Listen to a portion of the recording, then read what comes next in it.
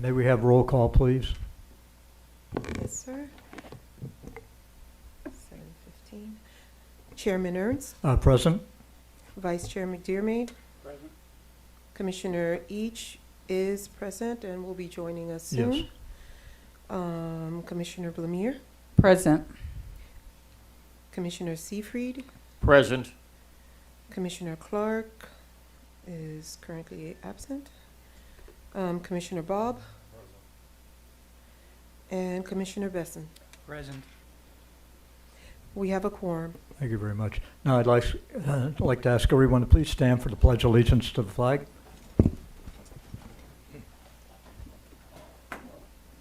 I pledge allegiance to the flag of the United States of America and to the republic for which it stands, one nation, under God, indivisible, with liberty and justice for all. Thank you, everyone.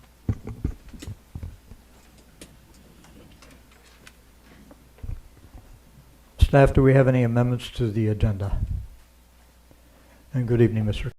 Good evening, Mr. Chair. Derek Cook, Assistant Director with the Development Services Department.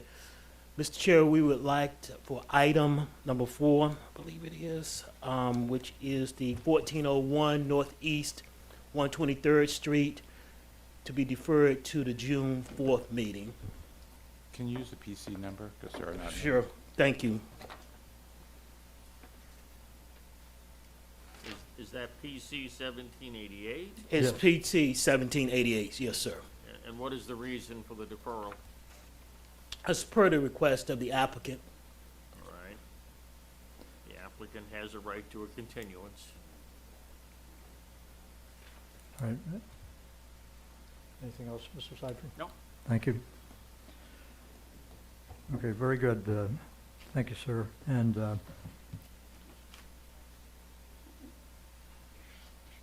no other amendments being heard? No other amendments, sir. Why Thank don't you we very do that, much. Mr. Chair. Move for approval of two sets of minutes. Wait, First, Mr. Chair, we yes, should sir. do that by motion and identify a date certain. Really? Okay. Yes. Sorry, Counselor, did not know that that took a motion to defer to the, Mr. McDermott moves that item 17, let me get it correctly here, 1788 be deferred until the June 4th meeting, I believe. That's the date? Yes, that's Okay, Second. thank you. Seconded by Mr. Seyfried. All in favor, say aye. Aye. Opposed? Hearing none, motion moves. I move for approval on the April 2nd Planning Commission meeting minutes. Okay, now we have, a motion's been made to approve the meetings of the April 2nd Planning Commission meeting. Have a second? Second. Second by Mr. McDermott. All in favor, say aye. Aye. I Hearing- move we approve the April 11th Special Planning Commission meeting minutes. Thank you, Mr. Seyfried. Mr. Second. Seyfried moves for approval of the April 11th Special Planning Commission meeting, seconded by Ms. Blamire. All in favor, say aye. Aye. Aye. Mr. Chair. So Yes, sir. just for the record, on both sets of minutes, I advise staff that they should modify the minutes slightly to indicate that the alternate did not vote on the item. It turned out that we had 8 members present, Correct. and the code only permits 7 members to run the business of the planning commission. So I had instructed the alternate not to vote. And Correct. that would reflect, that explains the discrepancy between 8 commissioners in attendance and 7 people voting. Okay, thank you very much. So noted.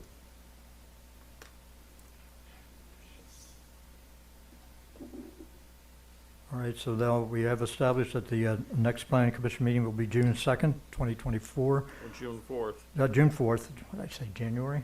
I'm a little ahead of myself, or behind myself. All right.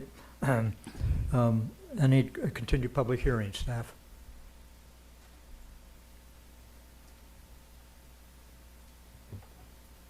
Thank you, Mr. Chair. We're ready to proceed forward with the agenda as is. Thank you, Mr. Cook. So now we're going to go ahead with the public hearings. The first item on tonight's agenda is PC 17-85, a resolution of the mayor and the city council of the city of North Miami Florida, approving fiscal year 2024 through 2025 annual action plan under the Community Development Block Grant, better known as CDBG, and Home Investment Partnerships Program, better known as HOME programs, providing for an effective date and all other purposes. May we have, I don't believe this, does this require commission disclosure on this item, sir? Correct, Mr. Chair. There are no disclosures required. It's a legislative item. Thank you. I'll cross that off as noted. May we have staff report, please? Good evening, Board. Good evening, Chairman. My name is Albert Bazil, Housing and Social Services Director. Here tonight is the presentation of the fiscal year 2024-2025 annual action plan as required by the U.S. Department of Housing and Urban Development. Tonight, we're gonna go to a brief presentation of the annual action plan, but before we get to the actual, to this year annual action plan, let me give you a brief reminder of where we come from. Back in 2020-2024, we voted on the consolidated plan, which is a HUD requirement. As a HUD recipient and entitlement, we are a grantee under the CDBG and a participative jurisdiction under HOME. It is required that every 5 years, we tell HUD what is our 5-year plan for the upcoming 5 years, which we did back in 2020-24. Actually, this is the last annual action plan under this consolidated plan. So it was the 2020-2024. During that process, staff needed to get in touch with all the stakeholders to determine the priorities and the needs of the city. What comes out during this consolidated plan through surveys, through interviews with stakeholders, residents, we have different priorities. The top priorities are on the screen. We have economic development, owner-occupied beautification, rental. Those were the priorities that shows during the 5-year consolidated plan that we did back in 2020.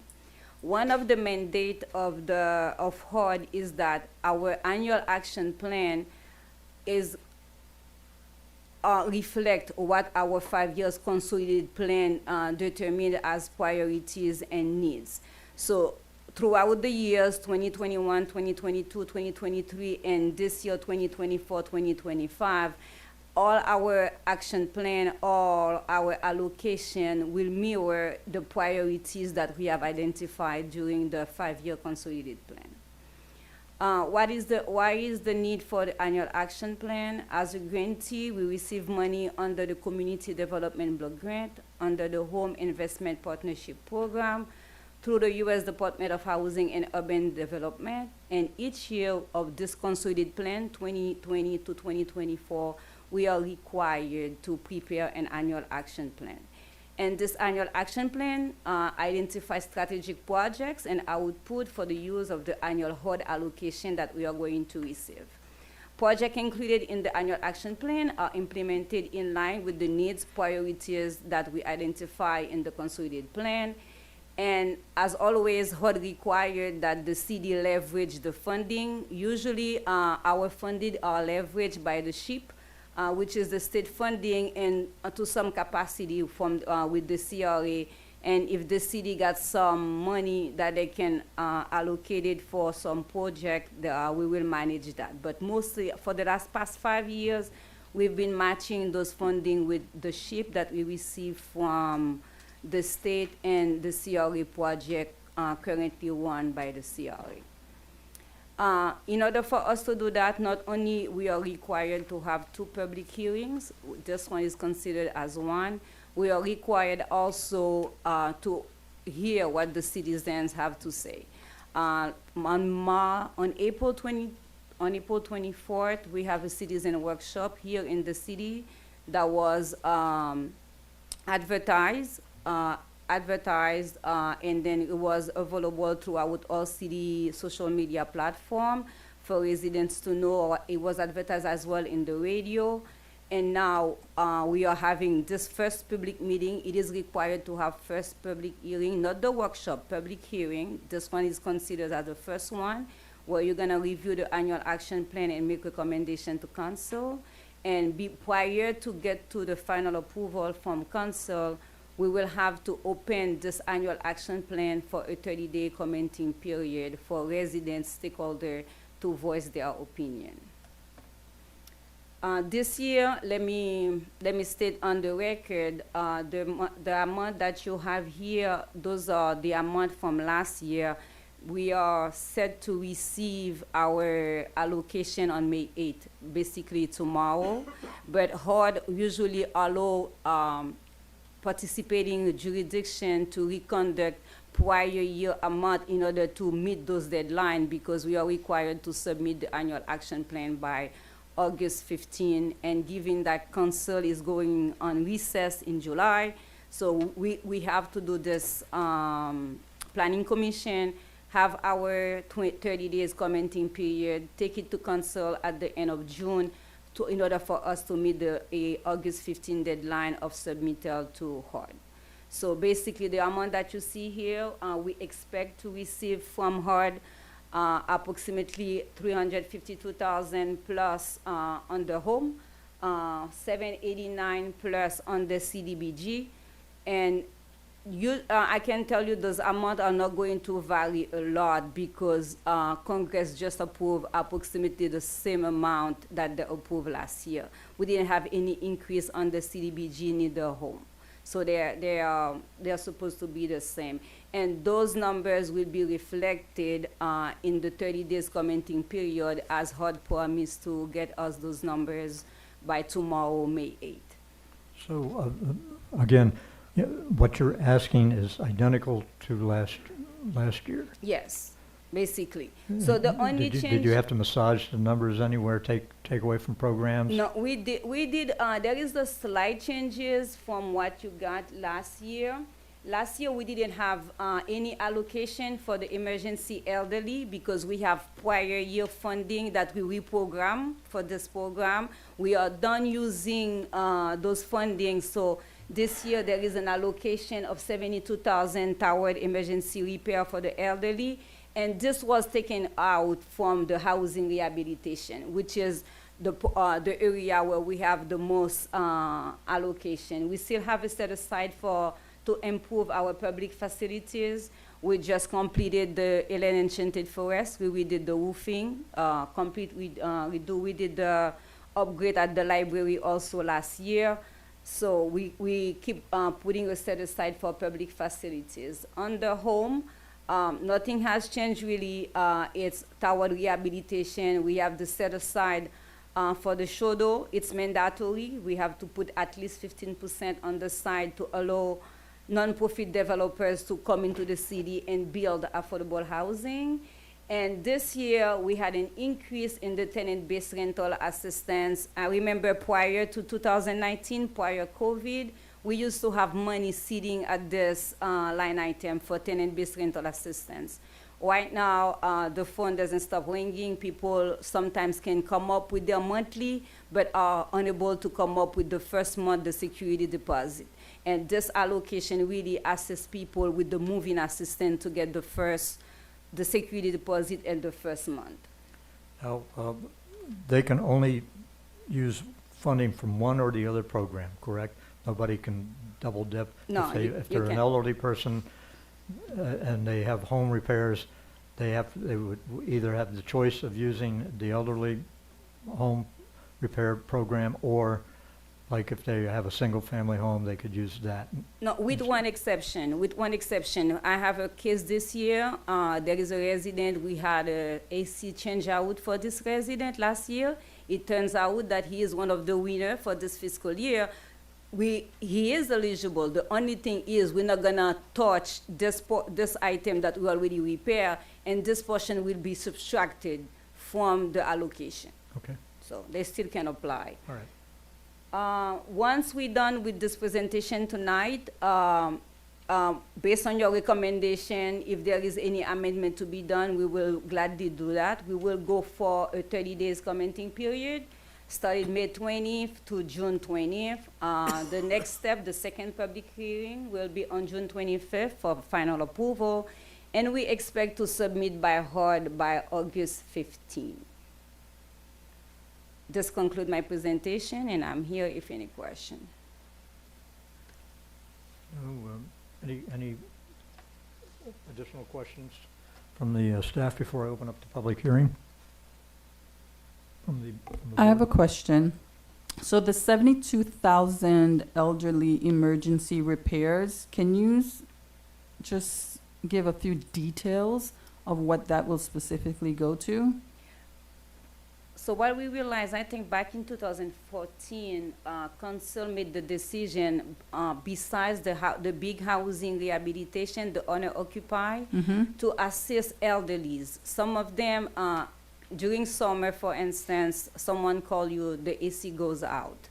So this money can be used for an AC change out, a water heater, a bathroom retrofit, not to exceed $9,000, because it's a grant. It comes in the form of a grant. There is no lien on the elderly property. It's capped at $9,000, and it's really for specific item. We used in the past to do small roof, small windows, but with the increase in the construction price, we cannot do it anymore. So it's reduced to really AC change out, bathroom retrofit, ADA compliance, hurricane shutters, things really that can stay within the cap of $9,000. And Anything it that's- comes in the form of a right, grant. Anything that would be, would present a risk or a problem within the household that could endanger the resident, I would imagine. Mold reduction? We do, but Yeah. usually HUD funding need to be part of the bigger project. I Yeah. cannot go just for the mold treatment. Right, okay. If I'm doing a repair in a home, there is an issue with termite, with mold, we address that. But to go specifically for that, we haven't done that. Yeah, so there We are haven't- specifics, so, Yes. okay. And then the housing rehab program with the $402,000, can you give us a few specifics on that? This one. And what the maximum is per household? 60,000 per household, 60,000 per household. This one, we used to have in the past, like waiting lists, again, council make the decision, I think sometimes around the same time, 2015, 16, we have a lottery every October. So from October 1st to October 31st, application is open, residents citywide can apply. There is no restriction. The only thing, you have to be eligible. What does that mean to be eligible? On the CDBG, on the home, you need to be under 80% AMI, or if we are using SHIP, you can be 140%, all the way to 120 to 140%. But it's open to all residents citywide. You don't have to be elderly. And if you have an issue, you just need to apply, and hopefully you get selected. And 60,000 is the max. 60,000 is the maximum. Thank you so very much, You're Ms. Brazil. welcome. Thank you, Commissioner LeBlanc. Any other questions? I'll go ahead and open up the public hearing. Public hearing is now open. Anyone wishing to address the Planning Commission on this item, please step forward. You will be given 2 minutes for a comment.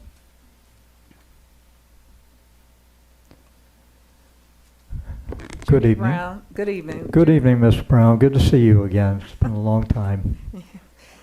Judy Brown, 1100 Northwest 128 Terrace. I need the clarification on that last. Did you say that anybody could get $60,000? Anybody, as long as you are qualified. Oh, okay. As long as you are qualified. All right, because I have some people that are in need. Thank you. Thank you, Judy. Thank you for coming.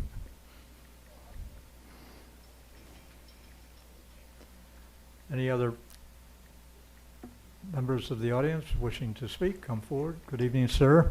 State your name and address, please. Yes, Troy Fields, I own a property on that duplex 1415, 1417 Opelika Boulevard. So I'm here to hear more information and facts about the proposition of the 18-story buildings going up in Pepper Park. Okay, well, we're not at that point yet, sir. Oh, okay. We'll address that, but this is just to discuss this particular item at this time. Okay, You're thank free you. to come up at that time Thank you. to discuss. Okay. All right? Thank you, sir. Any other persons wishing to address this issue? Seeing none, I'll go ahead and close the public hearing. Public hearing is now closed. Any further comments from the commissioner, or I'll entertain a motion? Mr. McDermott moves to approve the item 1785, seconded by, Second.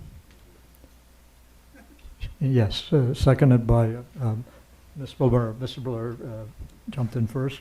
She seconded. All in favor say aye. Aye. All opposed say nay. Motion approves. Thank you. Thank you very much. Next item up. At this point, on this item, I believe we need to go ahead and ask for the counselor to read into the record and swear that anyone that wishes to discuss or to address this item and make testimony must be sworn in. So I'll turn the meeting over to Counselor Mr. Held. Sir, you have the floor. Thank you. So this is a summary of quasi-judicial procedures which apply to the conditional use applications. The commission will sit like a court, hence the term quasi-judicial, reviewing the facts presented at the hearing, applying the adopted rules as explained by staff in the staff report and verbally. Commission members can make site visits but must disclose the evidence upon which they intend to rely from that visit. Commission members will disclose at the beginning of the hearing whether they have had communications with individuals on behalf of the applicant or otherwise, including who the communication was with and what the topic of discussion was. All persons intending to speak to the commission will be sworn by the clerk. Staff will make a presentation. The commission may ask questions. The applicant will make a presentation, including expert witnesses, if any, and the commission may ask questions. When the public hearing is open, the public can make comments on the application limited to 2 minutes each. Citizen testimony must be fact-based, not opinion. Commission may ask questions, and the applicant's attorney, if any, may ask questions in cross-examination. Members of the public can decline to be cross-examined. Staff may present additional testimony to supplement or rebut arguments made. The commission then deliberates based on the evidence presented. Commission's decision must be based on competent substantial evidence, meaning based on the record, staff presentations, expert presentations, and fact-based comments by citizens according to the standards for approval set forth in the city code. The commission may then approve, deny, or continue the item. So, at one point, staff read into the record letters submitted by citizens who are not present. However, since these letters are not competent substantial evidence, for example, not sworn testimony subject to cross-examination, the board's decision cannot be based on what is contained in the letters, but they can be used to identify issues and help identify sources of information that do contain competent substantial evidence upon which a decision can be based. We ask each of you to treat this proceeding with respect and proper decorum, no calling out, interrupting speakers, or disrupting the proceeding. Please give this proceeding the same dignity and respect as if you were in court. Disruptions are prohibited and enforceable pursuant to the city code. Also, please silence your cell phones. Thank you. Thank you, Mr. Held.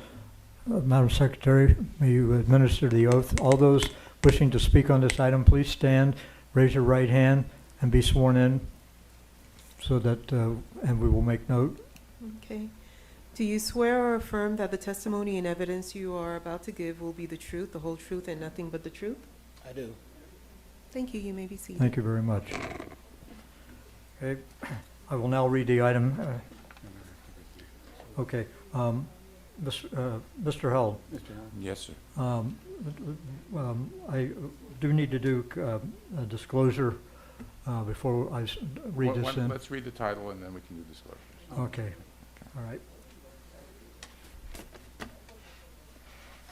PC 17-86, it's a resolution of the mayor and the city council of the city of North Miami, Florida, approving an application for a conditional use permit and substantially the attached form for proposed mixed-use development consisting of 8 18-story mixed-use buildings containing 2,193 units, 121,500 square feet of commercial space, and 3,821 parking spaces on 2 parcels of real properties located at 1255 Northwest 135th Street and 1525 Northwest 135th Street, totaling 27.67 acres, and identified with Miami-Dade County folio numbers 06-2123-000-0180 and 06-2123-000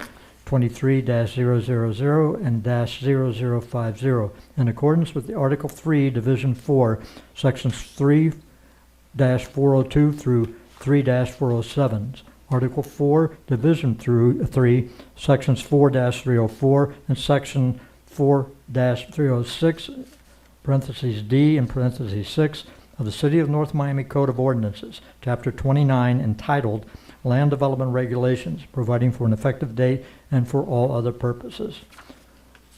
So now that the item's been read in, I will now ask for a disclosure among the commissioners.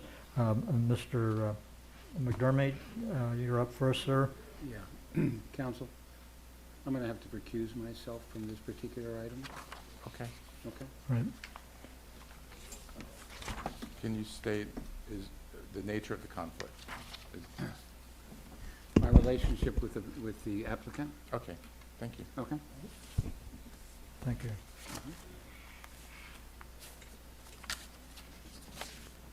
Mr. McDermott, for the record, Mr. McDermott has left the podium. A point of order, Mr. Chair. When you were reading the resolution, you indicated 3,114 parking spaces, but in point of fact, the resolution title says 4,114 parking spaces. Okay, I'm reading off of the agenda. Right, so So- I think that's just something staff will need to clarify in their All right. presentation. Yeah, I was. 1,000 parking spaces is a lot to lose. Yes. Okay. So now I guess at that point, we'll discuss as to why that was changed, sir, from what we have on my agenda and what you're looking at. Let me look at my, we'll address that in a minute. Ms. Boomer, do you have any conflict with this item? No. I have none. I have not had a chance to make up the, or take a look at the parties involved in the group that's putting this together. In the past, I've stated that Mr. James Tate, is he a part of this group at all?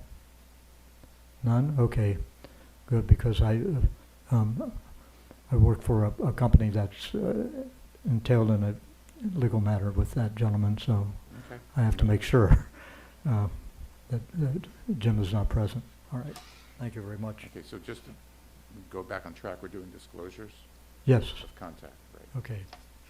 I just wanted to clarify why I asked that question, because I didn't get a chance to see who the group was made up of. All right, Chief? Mr. Bob? Mr. Bob? Mr. Besson? And again, I have not. All right, so I'll go ahead and, Mr. Cook, you have the floor, sir. And Thank you you, begin Mr. your Chair. presentation. Thank you, Mr. Chair and Commissioners. Just for the point of clarification, there was a Scribner error as it relates to the parking. The correct number is 4,114 parking spaces. 4,000, what again? 114. 114. This is on-site parking, Not including the street, just as not a well. street. No, Okay, thank no. you. Thank you, sir. So as stated by Mr. Chair, it is, an item before you is a conditional use permit process to allot 2,193 units. As some of you may be aware, this went through a process in August 31st in 2022 when the city issued a request for proposal under RFP number 701222. And that proposal was to redevelop and develop Clark Pepper Park. As you are aware, the property is approximately 27.67 acres. You have a vacant lot, which is approximately a little more than 11 acres. And what that proposal was is to design a development, finance the improvements of Clark Pepper Park, renovation of the Joe Stellestein Center, and development of the vacant lot with a mixed-use project with housing, workforce housing, and senior retail and other commercial uses. So with that in mind, Redwood CP Development LLC submitted a response to the RFP. And in doing so, at the November 18, 2022 meeting, they were selected by council for their proposal. And at that point, we went forward with the proposal, and items need to change on the site to allow for the development to take place. The property is zoned PU, which is public use, which doesn't allow for residential or commercial uses. It's principally for public use as the zoning states. So what happened is, to allow for this development to take place, staff was directed by the city manager to do a zoning change at the property, which encompassed a comprehensive plan change and a land development text amendment and map amendment. And what this did is we created an overlay called Joe Stellestein Global PCD, Planned Corridor Development. And that allotted a maximum height of 200 feet and density of 150 units per acre. And it also allows for commercial use. So the property is located at 1255 Northwest 135th Street and 1525 Northwest 135th Street. The size is approximately 1,205,305 square feet, which is approximately 27.67 acres. The current use is a park and a vacant lot. As stated, the zoning is PU. Community facility is the future land use map designation. And as stated, we have the Joe Stellestein PCD overlay district. The proposal before you is to allow for 8 towers, 19 stories in height, mixed-use development containing 2,193 units, and the redevelopment of the Clark Pepper Park.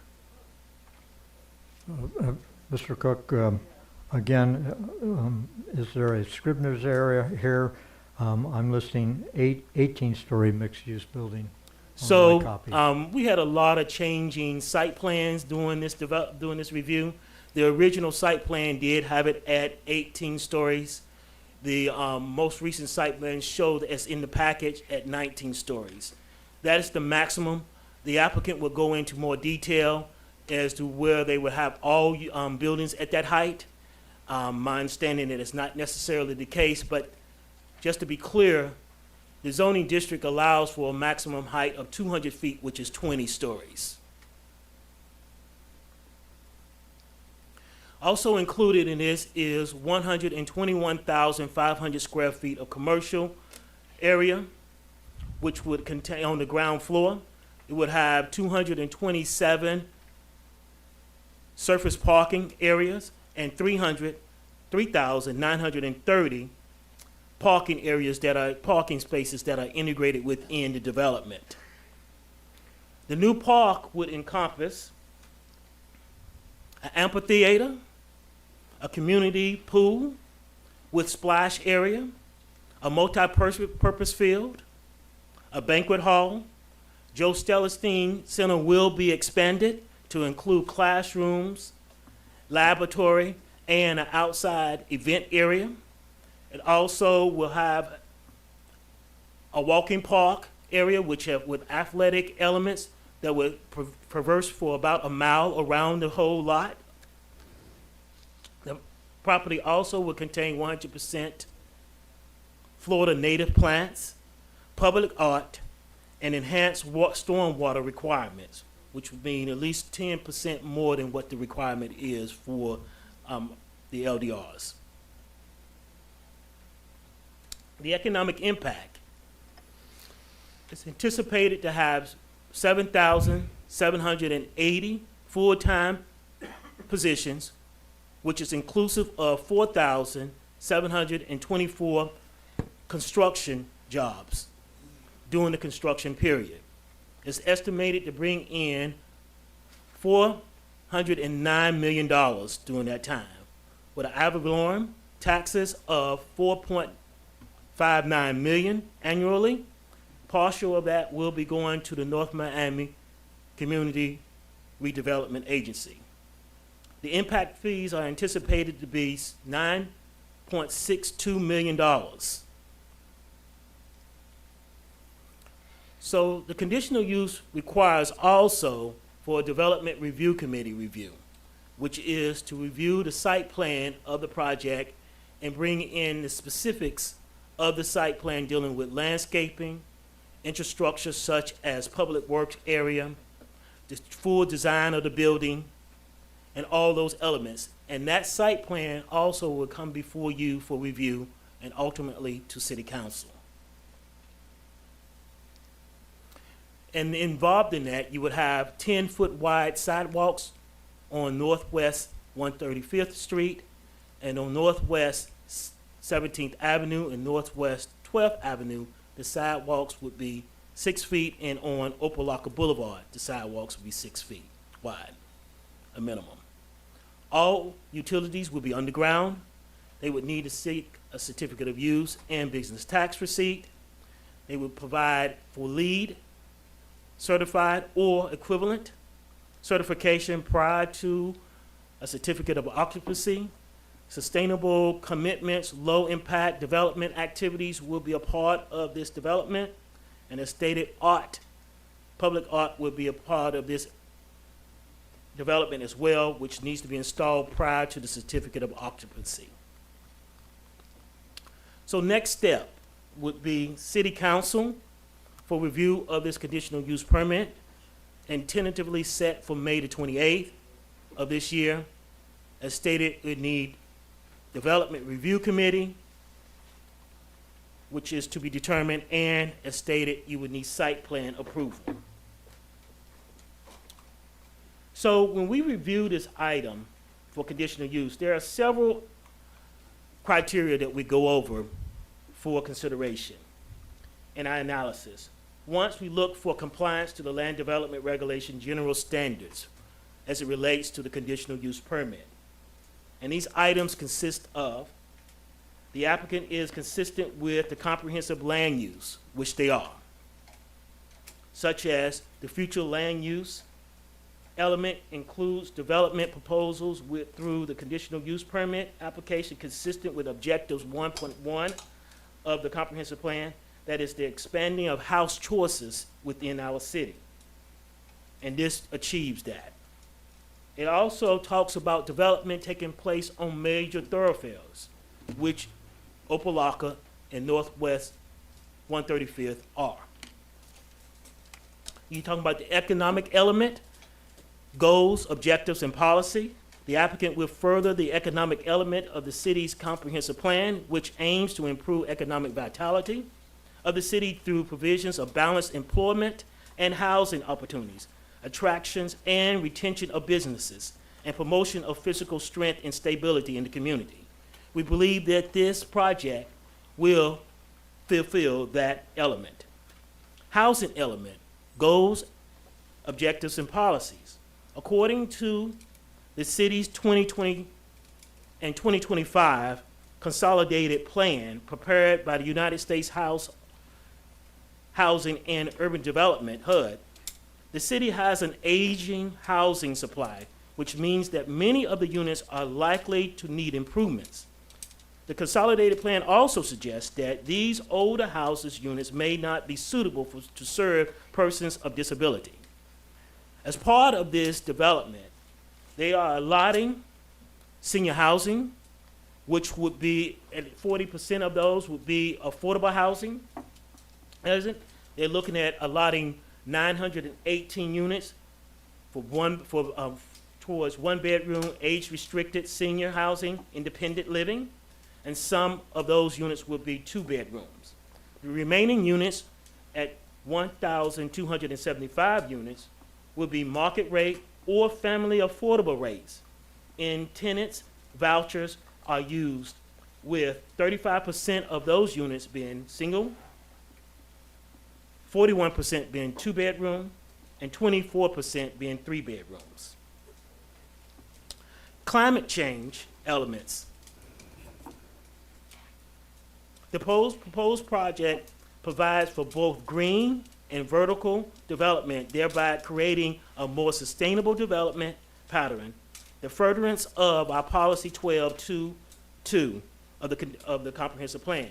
Additionally, it activates Policy 12.8.11 by increasing greater connectivity and multimodal uses by proximity to the Miami-Dade Park and Ride Transit Station and located on a major transit corridor to encourage reduction in motor vehicle use. You have water and sewer capacity.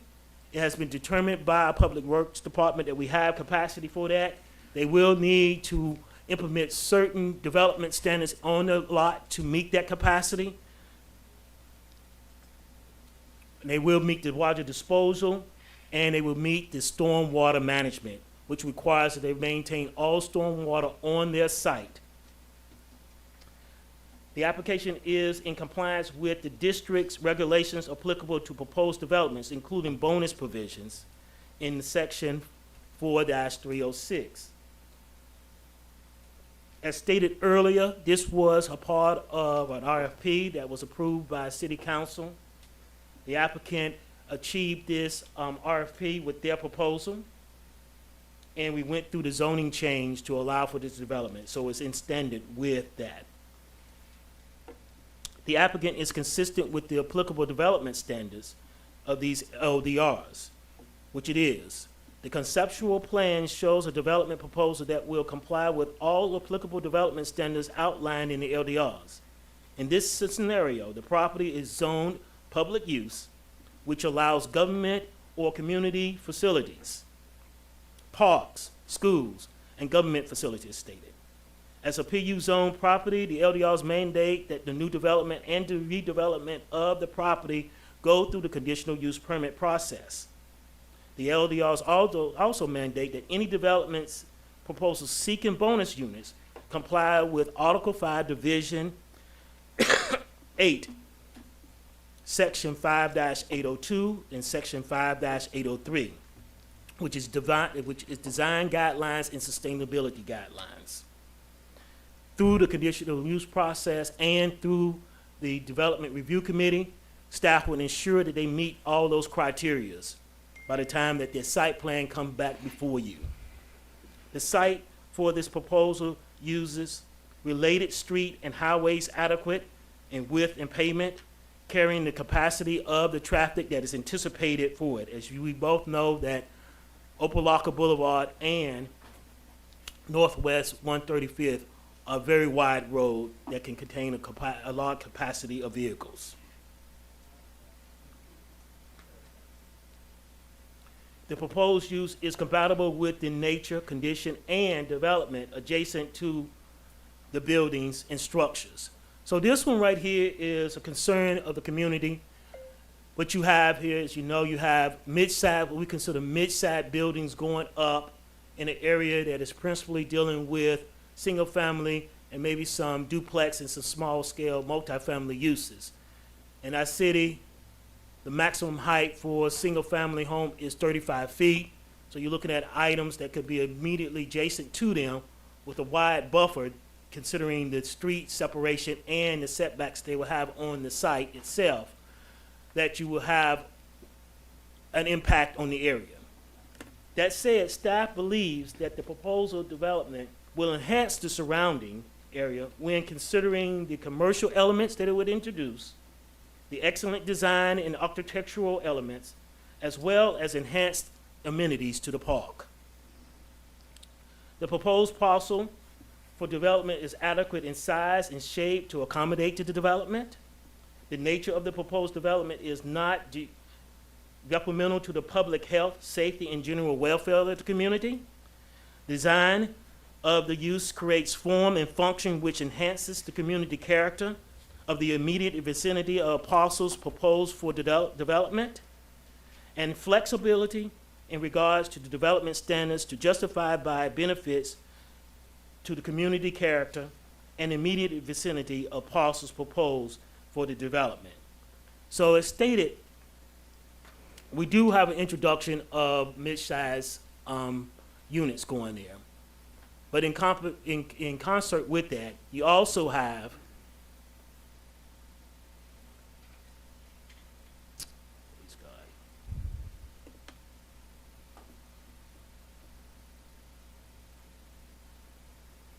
So if you see for the site plan here, you have as elements, you have, as I stated, community field, community pool.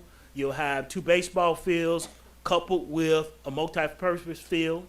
You'll have the amphitheater. You have the banquet hall there. They will have a boat.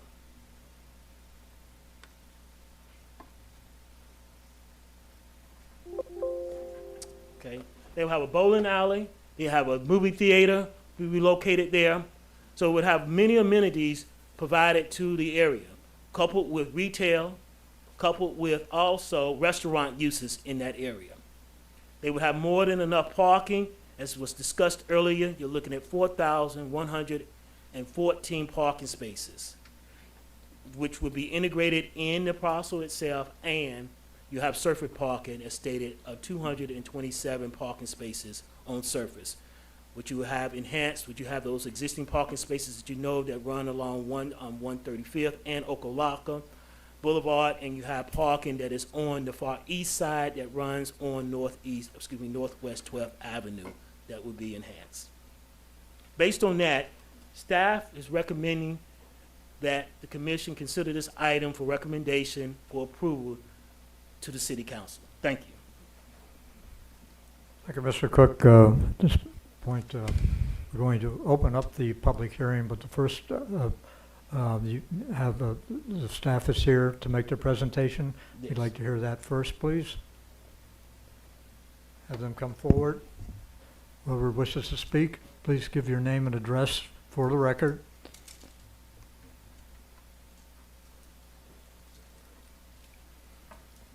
Give you a moment to get yourself together here. Well, we've got a lot of easels, so I can start speaking then before Kobe Certainly. starts. Go ahead and Good state evening, your name Mr. and Chair, address. members of the board. Good Mickey evening. Marrero, 200 South Biscayne Boulevard, attorney with Burke Howardell, Fernandez Larkin.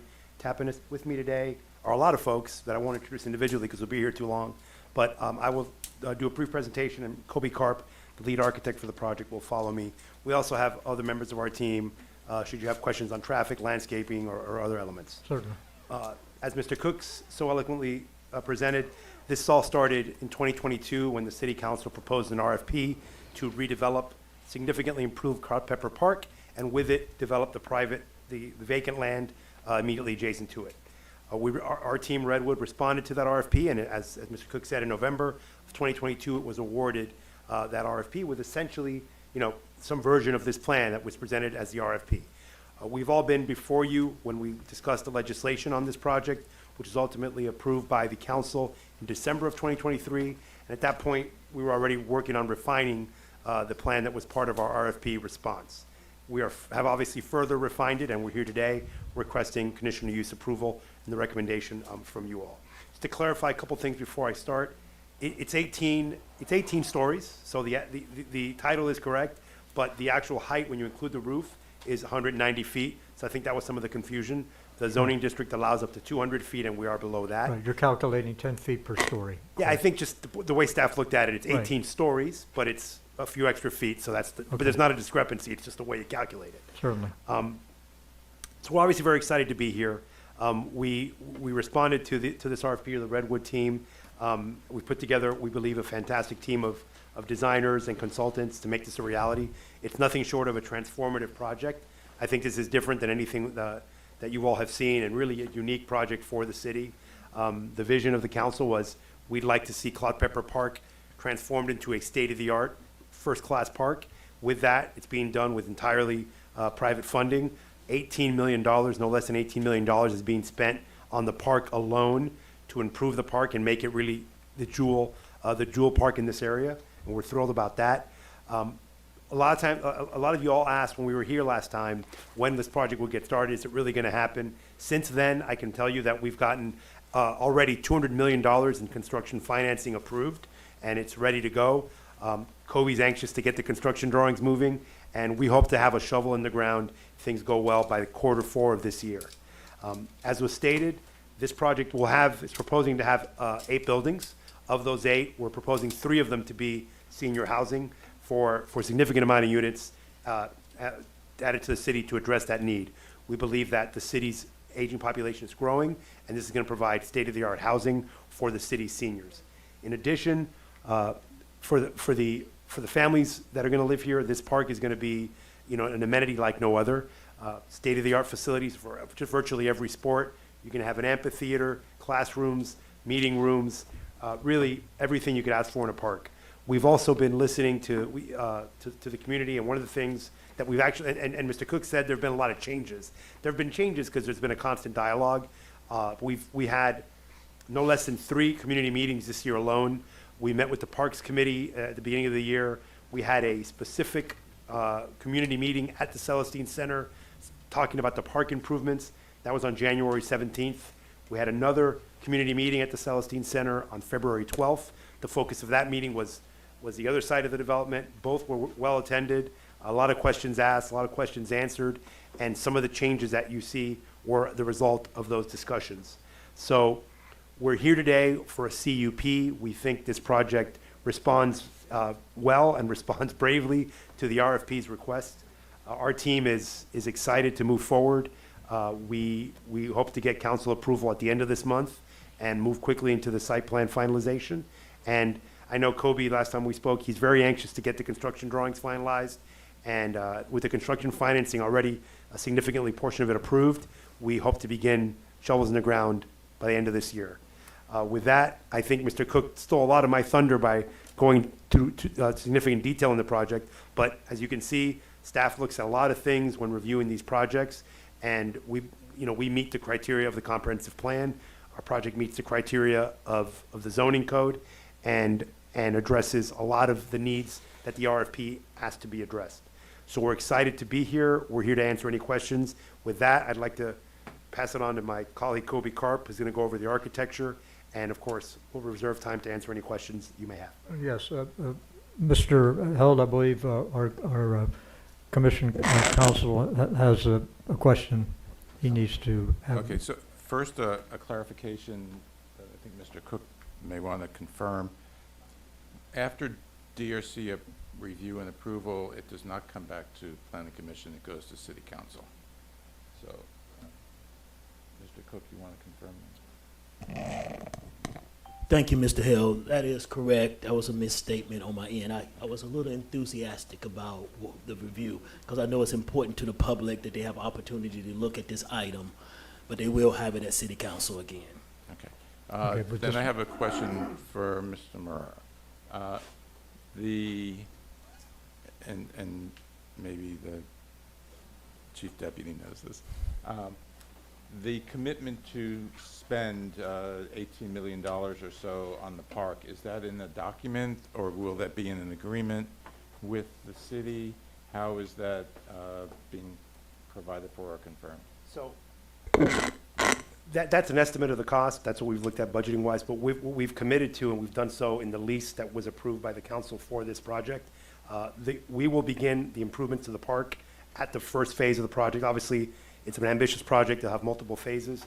The details of the phases are still being worked out, but one thing we know for absolutely sure, the commitment, these improvements to the park as proposed are going to be in phase one and will be done first. That's in the long-term lease that was approved and executed between our team and the council. That is all in there. All the commitments on the park expenditures, the phasing is all in the lease. And I think Ms. Warren is Okay. privy to that. So prior to issuance of any CO? Oh, yeah, Correct, absolutely. correct. It's all spelled out in the lease. Yeah, I mean, the park will be done before some of the buildings are even started. Okay, thank you.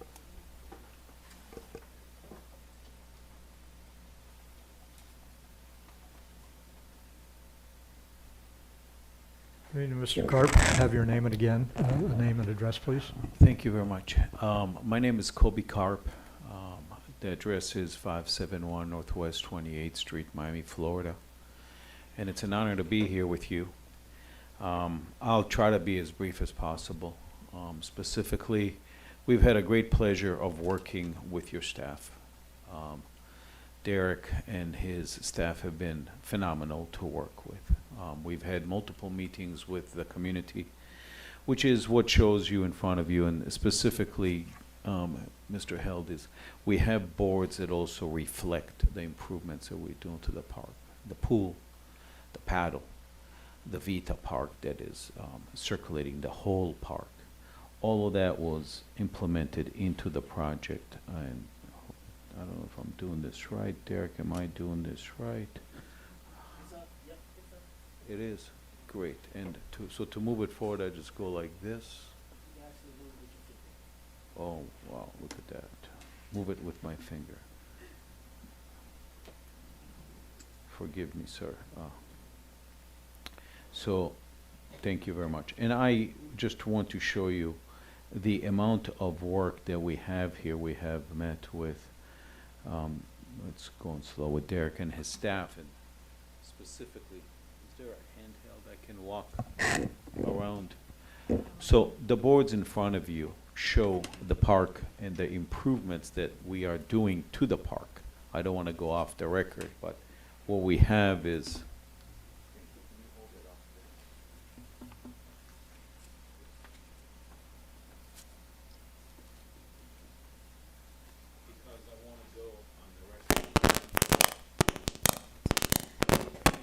Thank you.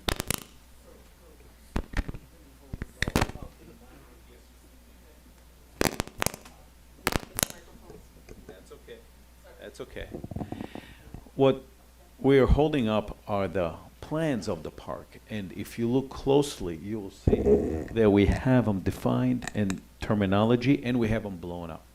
So besides so the neighbors were very specific. They said, show me where the classrooms are. Show me where the meeting rooms are. Show me where the new banquet is. Show me where it is that the new amphitheater is. Show me the renovation to the JCC. Show me the pickle. So we did that, and we had it shown in each and every board. Go to the next board, please. And what we also did is we blew it up in detail. Can you get closer over there so let the board members see it? Because we spent hours reviewing it with the community, who was very specific on what it is that they desired.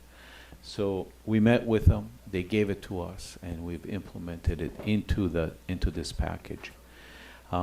This is a phenomenal project. It's a great improvement of the park, bringing it back to life. And as was mentioned by your staff, the circulation, the opportunity to provide parking on site. For this to be a destination, not only for this proposed elderly housing, not only for the proposed apartments, but also for the neighboring community, that they can come here. As you can see also, I have with me from Kimley Horn, George Puig. As we designed the whole site, as the sun rises in the east and sets in the west along a southern axis, you will see that we have beautiful landscaping into the site, into this 26, 27 acre site, with beautiful improvements, health, wellness, all the way around. I would like to say that this is working, and if it is, I would love to show you some images, which are in your package, But I brought the boards up just because I'm old school in case the technology does not carry me through. I have an opportunity to show it to you there. And the reason I wanted to bring this is because the improvements that we have agreed to do are not only a benefit to the community. Yes, they're great for the community, but really what it does is it starts to create a dialogue of improvements to the city that nobody else has. We have great amphitheater development here. We have food and beverage, both indoor and outdoor. And what has really occurred for us here, I'll show you. This is just one sheet of one blow-up. Hopefully it'll come on the screen. Oh, thank you, sir. Of just the amphitheater and how you sit and how it's defined. Thank you so much. And we went through that in detail. They really created an idea of how for example, this sheet is how the indoor and how do we have the bathrooms and where is the kitchen and where's the pre-function. It is really well defined, and for me, I've just recently started to do this since 1988 here in Florida. But really, this developer, Redwood, took it upon themselves not only to listen to the community, but really it creates a benefit for the development itself. So as people come on 135th or they come on Opalaka, we have an opportunity to create a destination that is second to none. It is really, you know, my offices are in Wynwood. You're more than welcome to come by. But this is like Midtown Miami on steroids. What we are proposing to do here is really a town square for the community with, this is just the splash wet area for the kids next to the pool.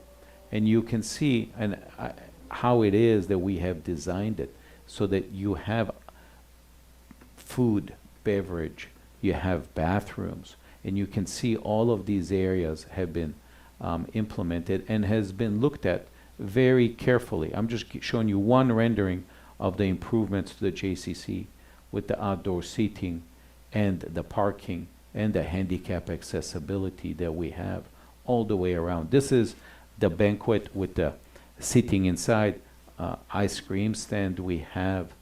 Here in the background, you can see the amphitheater sunken in. All of those areas are not only in rendering, but you can see also the view that they're being taken, the angle, and the whole location. So it's very site-specific, and it really gave us an opportunity to study it and work it very well. Here, you can see, if you want to, a close-up of the seating area for the amphitheater. And this is not only for the community or for a church group or for kids to come and sing, but it's really going to be a unique destination, second to none, that nobody else has. On the east side, we have our town square, and this will be our town square on the west side. And again, I don't want to take up too much of your time. I just wanted to show you, this is part of the public record. This is the walk all the way around the property. These are the classrooms for the computer on the right. These are the track that we have all the way around the property with outdoor seating, because what happens, many people said, you know, we'd love to come here and walk around and enjoy it and be a garden space. And that's what we took seriously about, and I'm here to answer any questions or any suggestions. What's your total build-out date, time frame for total build-out? Right now, if you green light us, we are scheduled to submit for permit within 6 months. We are supposed to have shovels in the ground within 9 months to a year. We are looking to do, as was mentioned, the park in our first phase, but the first phase should be done in 36 months, and the second phase another 24 months thereafter. So it is an opportunity for us to mobilize and not only improve the park and do the things that you see here, but also the ground level pedestrian movement with the residential and the entries. It's a phased, nice development that would really be pushed forward by this group. You can see this is the main street that bifurcates the site, and it goes parallel to 135, because what we said is, wouldn't it be nice to walk along the side and be shaded and have seating area where the bowling alley is and where the other activities are. And so what we did is we created spaces for outdoor seating shaded within the buildings. And then you also have the two-way drive there. You mentioned that you wanted to kind of replicate the Woodwood feeling of town center, the way that they have that laid out. That's pretty much open to the area around it. Is that in the plans also, that the neighboring homes and that residents in that area have free access in and out of that particular part of the park? Absolutely, Or sir. not the park, but where your housing development Absolutely. plans to be? Yeah, we want to open up. To the north side, we have a cemetery, and we have a church on 17. And we have the single-family residential to the south side. And so what we did is we created this, this main street in the middle that allows for the residences of the whole community in the neighborhood to come about our site and just essentially walk it and enjoy it. That's the purpose of the project. Okay, great. Anything else, sir? Anyone else from the group need to And I have address to this, or? tell you, really, your staff has been very professional. Your Okay. engineering Well, is what I'm very going to good. do is, I'm going to ask the commission to hold off on their questions and their comments until I finish the public hearing. I want to go ahead and open the public hearing because these folks have been here a long time. I want to go ahead and open this up for the hearing. Again, everybody has been sworn in that wishes to address this issue, correct? Okay, Counselor, two people that wish to speak have not been sworn in. Those that have not been sworn in that wish to speak, please stand up so that we Yes, if you can. could please rise if you're going to speak. Okay. Do you swear or affirm that the testimony and evidence you are about to give will be the truth, the whole truth, and nothing but the truth? Yes. Okay, thank you. Please be seated. Thank you, Madam Secretary. Okay, so I'm going to go ahead and open up the public hearing. Public hearing is now open. Please try to keep your comments to 2 minutes. Oh, God. Thank you so much, because we do have a lot of people that wish to address this You issue. want our name and? Good evening, Judy. Yes, please. Okay, Judy Again. Brown, 1100 Northwest 128 Terrace. Okay, I have a observation. Because of the traffic on 135th is very, very like Daytona 500. What about a skyway for the children to walk over? How will because I've seen children trying to get to Ben Franklin and they dash across that traffic. You're going to put 2,000 people in this particular area, and we need some way for those children to get across this traffic to get to Ben Franklin K-8 Center. Another thing is that we just heard about the water. I wrote down what he said about the water and sewage. I was under an impression at the last meeting that it was going to be going through North Miami Beach. I didn't know that North Miami would be, saddled with that water and sewage, because our water plant, we all know, is just hanging there. To put 2,000, 3,000 with all the businesses and stuff there again, it's just not gonna, the water pressure's already low over there. You can barely take a shower. Okay, the sewage waste treatment plant, they was trying to get that back on track. It has had 4 or 5 those auxiliary pumps in the streets for at least 5 to 10, almost 5 to 6 years. So I don't know where this is coming from, and now that we don't have a manager, I know this. I'm just up here talking. Okay, but I want it in the record. These are observations that I made. Also with the elderly, he talked about the units for the elderly. I wanted to know if that's going to be market value for the elderly, or will they have a sliding scale for the rent, or how is that going to be? Because it's going to be 918 units for the elderly, and I don't know how will they be priced? Would it be market value? Was it going to be Section 8 or what would that be done? And I heard something about tenant vouchers. I didn't get any, he just said it in passing. So, and also, this is my last point because I know All I'm right. talking real fast. Yep. 30, we are down 30 police officers already in the city. 30 down. We don't have them. You're going to put all these people in there. What's going to happen? Who's going to manage this place? We are down 30 police officers. We have 2 that just roll the streets. This is going to be a disaster. It's beautiful. It's nice. But, you know, all of these, the logistics need to be worked out. Protection, police, water and sewage. These are things that needs to be addressed. Thank you, Judy. Thank you. Anybody else who would like to speak? Anybody else wishing to address By the way, there this? are 2 podiums, just to keep this moving. Please, come on up. If you And wish to there's address, you someone could else go who ahead and wishes take to your place speak, at the if you could next, come here. as the next speaker. We'll you. try to, Yeah. So we don't slow it down. thank you, Madam Secretary. Good evening, sir. Name and address, please. Troy Fields, duplex at 1415 Opelika Boulevard, 1417. This presentation sounds nice and sweet and sexy and smooth with the kind words. If it's, 8-story, 8 buildings, 18 stories each, am I correct? That's the plan, sir. Eight, It's nothing wrong with progress and becoming modern, but there's no way in the heck we're gonna lay down and allow this to happen. I bought my place in July of 2000, 24 years ago.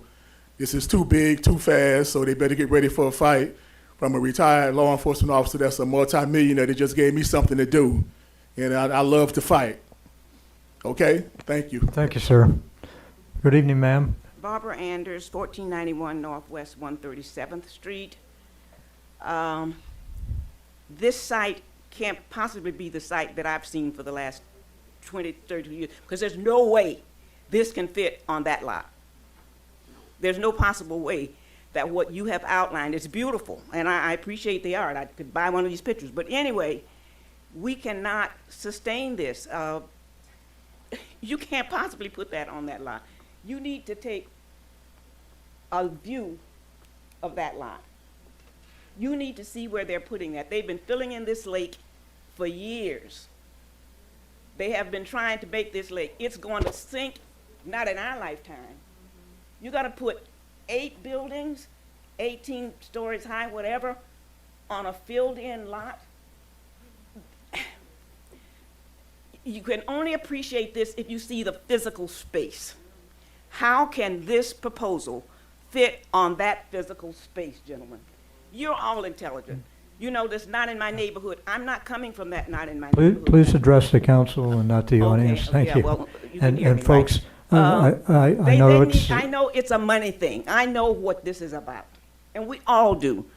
But to destroy a neighborhood that is residential and has good people in it and has potential for when we're gone, our kids can enjoy it. This is not the place nor the space for this project. thank you very much. Good evening. Please hold your applause. Thank you very much. Good evening. Your name and address, please. Good evening, yes. My name is Belinda Carbonell. I live at 1530 Northwest 135th Street, right across from Pepper Park. What I want to know is these 8 units, are these parking they're going to build?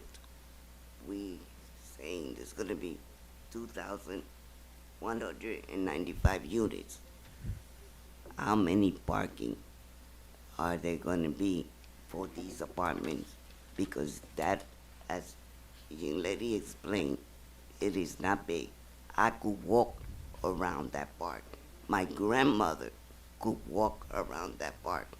Right now, we already have basketball court, we have tennis court, we have a community center, we have basketball field, we have baseball field, we have playground for the kids. So what are they gonna do? Make it prettier? Because that already exists. And where are these people gonna park? Because as you know, when you go to the community center, there's already not enough parking for people when they go there. So is the parking for these 8 buildings gonna be in the top, incorporated underneath the buildings? So is it gonna be 18-story or 20-story to complement the parkings? Because if the parkings are on the side, it's not gonna be enough for 2,195 units. And then some of them being 3-bedroom apartment, so that's maybe more than 2 people for cars, apartments, more than, so,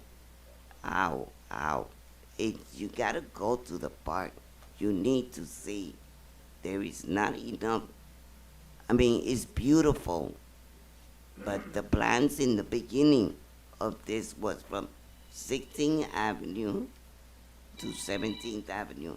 Now, and then they were smaller.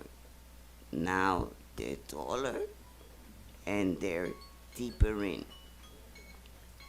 All right, thank you very much. Thank you. Good evening. Name and address, please. Alina Medina, 1270 Northeast, 124th Street. I wanted to ask about, are these rental or are these, these be owned by, I'm not sure about that, if it's rentals or will be for sale, these apartments. And also, there was a mention of affordable units. I hope that if they do the affordable units, that they have a mix of 1, 2, 3 bedrooms available as affordable. And I just have also concern about our infrastructure and the amount of people that will live in these units, and also we don't have enough school to, for the children to go to school, and it kind of concerns me. Pretty much it. That's what I wanted to say. Thank you very much. And the designs are very pretty. Thank you very much. Thank you. Good evening, ma'am. May I have your name and address, please, for the record? Good evening, Blondell Wimberly, 1510 Northwest 135th Street. I'm a resident there for over 40+ years. My husband and I, we have 2 sons. They're all grown and gone, but still related with us. We cohabitate with one another. My sons come to visit me. I don't go to visit them because they live in the cold. I cannot fathom the cold. However, they know where mommy's is, so they come to see mommy because daddy's gone now. So it's mommy. And my grands and great-grands, they know to come home to grandma. However, to address this here proposal that has come across my mailbox, I totally disagree with it. I disagree. I can appreciate the furtherness moving forward, making things beautiful. I can appreciate beauty. I love that. But the thing that I struggled, my husband and I, we moved in that community 46 years to be exact. We came there with hope to raise our family, raise our kids up, and able to accomplish buying that house in that community because it was a wonderful community, still is a wonderful community. However, we have a lot of flaws that's coming through. Just like you want to make this building, I can appreciate that building because I done been downtown, I done been in Coral Gables and seen all these beautiful sites and things, of Miami Beach, how they develop these projects and everything. I know how that is. I know how it looks. I can appreciate the pictures that y'all showed today. However, I done got in age now, and we struggled for us to get grown and worked hard to accomplish what we have accomplished now. My household. That's the homestead. All the kids, grands, the sons know that that's always a place for them to come home. But you're taking it away from us by making this here exclusive and glamorous a site. It's not a community. It's not going to be a community anymore. When I moved up there, it was a community of families raising their family to grow up to this site. It was a struggle for us to accomplish this household. And and I'm addressing, I wrote this down because I didn't want to take a long time. Yeah, I'm gonna Yeah, have to. I know, I'm I gonna want have to to get to wrap the you up. point. But right now, I'm gonna make a couple of points that really affects me personally. We have the park right across the street from me. I live right in front of the building that was there. I knew when they first constructed that building, where to come and have the banquets and everything, that was gonna be a problem. Because the people come and park and they disregard the families that live across 135th Street. The lights shine in my house all the time. You know, it's disturbing. All time of night. When do the park don't have a time that they close? 2 and 3 o'clock in the morning, they over there with this boom, da boom, da. That's not music, you know. I'm an old lady. I'm 79 years old, you know, and I thank God for these years. But this is no good. You have to take consideration for the people that was there when you come in now, you know. You can't disrespect us. You're like pushing us in a hole, you know, and just take, oh no, we're gonna do this. You know, forget about y'all, you know. Right. You can't do that. You know, you cannot do that. It's not fair to people. I understand your point. It's a lot of things and- that and they let's- use 135th Street, like the Autobahn in Germany. You know, the people, they speed up and I down. know. I mean, this is all the time. If you I know. live there, you would run. I can't afford to run. We struggle too long to accomplish what we Okay. have now. I can't go anywhere. I can't go out and get an apartment and say, well, I'm going to move from here and get an apartment. I can't afford that. I don't have that kind of money. You know, and it's I just too understand. much. It's too I'm much. gonna cut you off so we can I let this know lady. you're gonna cut me All right? off. I know you're All gonna, right. but please, I appreciate it very please much. hear my cry. I hear please you. hear my cry. We- you know, we all hear you. Consider us. Thank you Consider very us. much. Thank you. Bye-bye. Good evening. Good My evening. name is Joyce Harrigan. That's my neighbor. I live 1500 Northwest 135th Street. In the essence of time, I'm just going to go ahead and read my letter. As a resident of this community for over 30 years, I'm very concerned and strongly oppose this proposal for redevelopment of the Claude Pepper Park. I believe this proposal would be a negative impact on my community. These are my concerns. The proposed development is too large. The numbers are overwhelming. 8 buildings with 18 or 19 stories, 2,193 units, and 121,000 square feet of commercial space, 4,114 parking spaces. It's difficult to believe that that is even possible in that space. Traffic will be negatively impacted. You just don't have an idea what we did with traffic. People going down the one-way street. And with that many parking spaces, I can't even imagine the traffic. I have no idea where the entrance or exit is located, but I surely hope it's not on 135th Street where I live. The impact of the bus stop, I live directly in front of a bus stop, right in front of my house, okay? People waiting at the bus lean on my fence. I need a new fence repaired right now. And they throw their trash there on the ground, and I have to pick it up. With 2,193 apartments, it definitely will make my situation worse. I fear for the decrease of my property value. I'm very concerned. I'm concerned about the increase in homeowners' taxes and insurance. I fear the increase in the utility, water, sewage, garbage, trash pickup, and electrical. In addition, I'm concerned about the increased aggravation from some of the people at the park who play loud music all times of night, as it was already mentioned, cars, lights shining all times of night in our windows, gatherings of teenagers congregating in cars with video fights. They get out there and they fight and they video it. We call the police and whatever. Increased crime and home break-ins. As you are aware, there have been shootings at the park. Okay, we're gonna have to start wrapping you up there, ma'am. Thank you so much. Thank you. Good evening, sir. Good Name evening. and address for the record. My name is John Barber. My address is 13501 Northwest 12th Avenue, Miami, Florida. I live right across from Pepper Park, and the traffic now is bad. And I disagree with it. Yeah, I know progress gonna go on, but bringing all this in, that's gonna make more traffic. It's a one-way street, Opelika Boulevard. 135th Street is one way. Those streets be crowded where I live, the police be there every week. 'Cause accidents and pieces of cars be in my yard every week. If you think of lying, just call the police department and find out.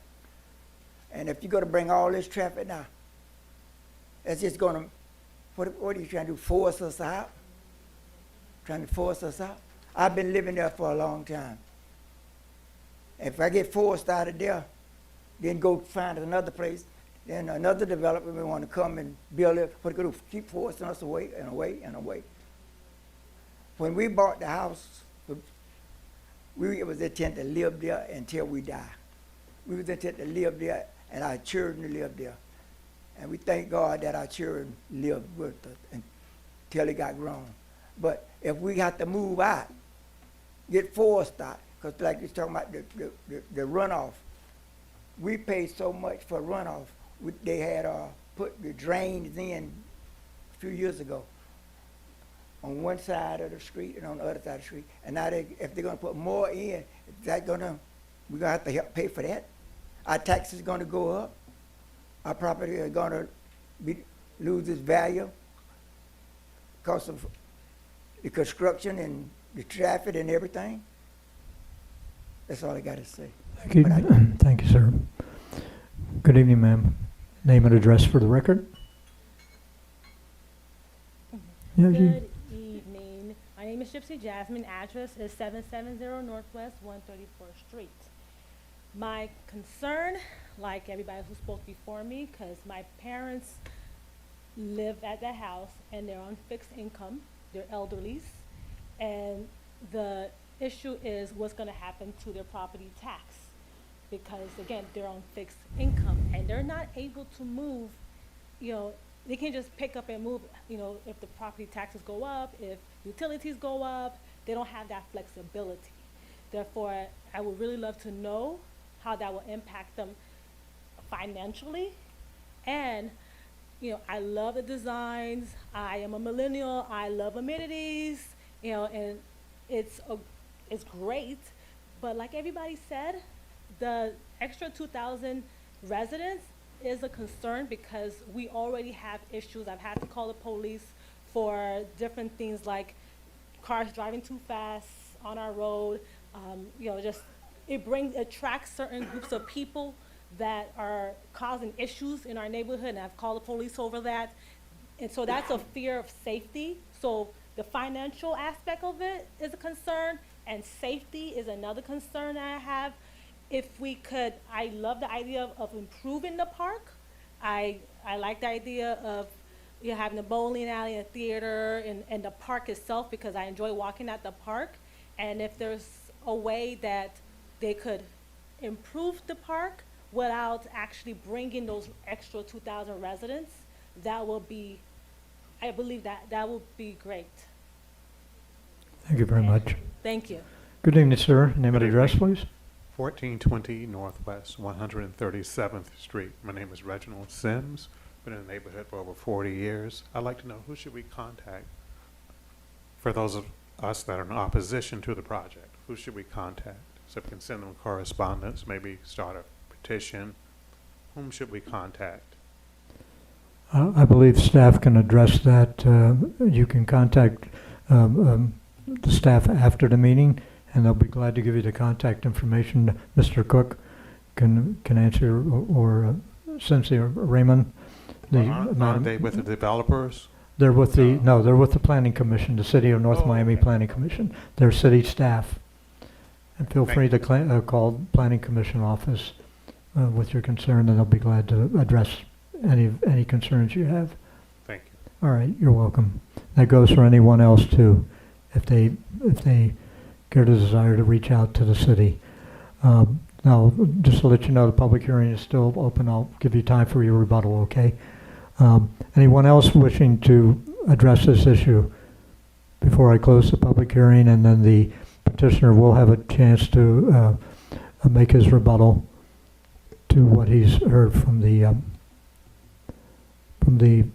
those that are opposed to it. Okay, I see. Mickey, can I clarify? Were you and Kobe sworn before you were? Okay, yeah, I believe they were. Okay, I'm going to go ahead and close the public hearing. Public hearing is now closed. You have your chance for your rebuttal now, sir. And proceed. again, thank you, Mr. Chair. Again, we have our team here, so if you all have any specific questions. There will be plenty. I'm Thank you. sure. So I took some notes. I'm just going to address some of the concerns that were raised. I'll go kind of in order. So questions were asked about the elderly housing, if it's going to be market, affordable, it'll be a sliding scale. The idea is that it will be a sliding scale to allow for affordability and different types of units and different income levels, but they're, it's going to be open to hopefully everybody that would like to take advantage of it. There was a talk about how are we going to fund, there's a deficiency in the police department, how are we going to fund the extra services needed by this development, and frankly, what we all know is that development is what brings revenue to the city. It increased ad valorem taxes. I mean, you saw the numbers in the report. We're talking in just over $9 million in permitting and impact fees alone to the city. The schools, how the schools be impacted when you pay those ad valorem taxes, which will be significant because of this development. A third of that goes to the schools. So to the extent that there's a need for improvements or extra chairs in those schools, this development will fund a lot of that improvement. There was a talk of how could we improve the park without the development.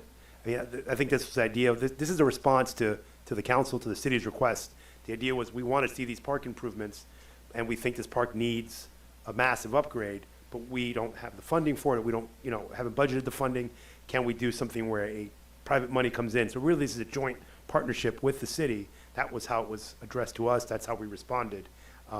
But the park will benefit significantly from the private money coming in. I heard concerns by multiple people about some bad behavior that might be going on late at night in the park. What we've seen in many places, when you have places that are sort of run down, haven't been kept up, it sort of attracts certain behavior. When there's improvements to this park, things are new, there's gonna be more security, more eyes on the park, people that live there. It's our belief that the investment going in, you're gonna see a lot less bad behavior and a lot more eyes on keeping the park looking its absolute best, keeping the area that's developed looking at its absolute best. Questions about affordability of existing residents. For those residents that are there, my hope is that they're homesteaded. I mean, yes, we believe property values will go up. We believe a development like this, bringing all this incredible improvement to the park, new development, commercial services that aren't there before, retail. We heard, and frankly, we're a little surprised at some of the concerns just because we've had so much community meetings going back to the RFP itself and up to just a few months ago at the park itself. But there's going to be a significant medical center. There's going to be significant retail, bowling alley, child services and stuff at this facility, at the development. So we think all of that's going to improve Well, quality of life. obviously, you didn't hear from everyone. Well, not everybody. according Some of the folks to were the some of the folks amount were of at the people that are meetings. here. Listen, there was food. We advertised it. Well, But we tried. I understand, but We- you indicated earlier that there was generally wide support for the Well, program, well-attended but we're hearing meetings. questions now being raised, so. Understood. Another thing that hasn't really been mentioned, the vacant lot is contaminated. We've done that research. Part of our funding is to clean that up, and it's going to make this obviously more expensive, but worth it because right now nothing can really go there without significant money spent to clean that up. That's the first step of this process is cleaning up that park. And Is that Durham area. overseeing that? Absolutely, yes. Where do you And- stand with that so far? And they've hired a brownfields expert. That's not my job, but anything you want to say about the brownfields or the contamination? Because we've been through this dance before with Solomea, and it took a long time for that to get cleaned up. And it was quite a problem. with David Durham. Burston. Yes, sir. Good evening. Good evening, how are you? The site is going to be designated a Brownsfield. We've already been in discussions with engineers that are going to, and firms to clean up. We're doing phase twos, so we can put this use in place. And this is going to happen starting the fourth quarter of this year. All right. Thank you. And Go then ahead. just a couple of other things. I probably haven't hit everything, but we'll be here for a minute.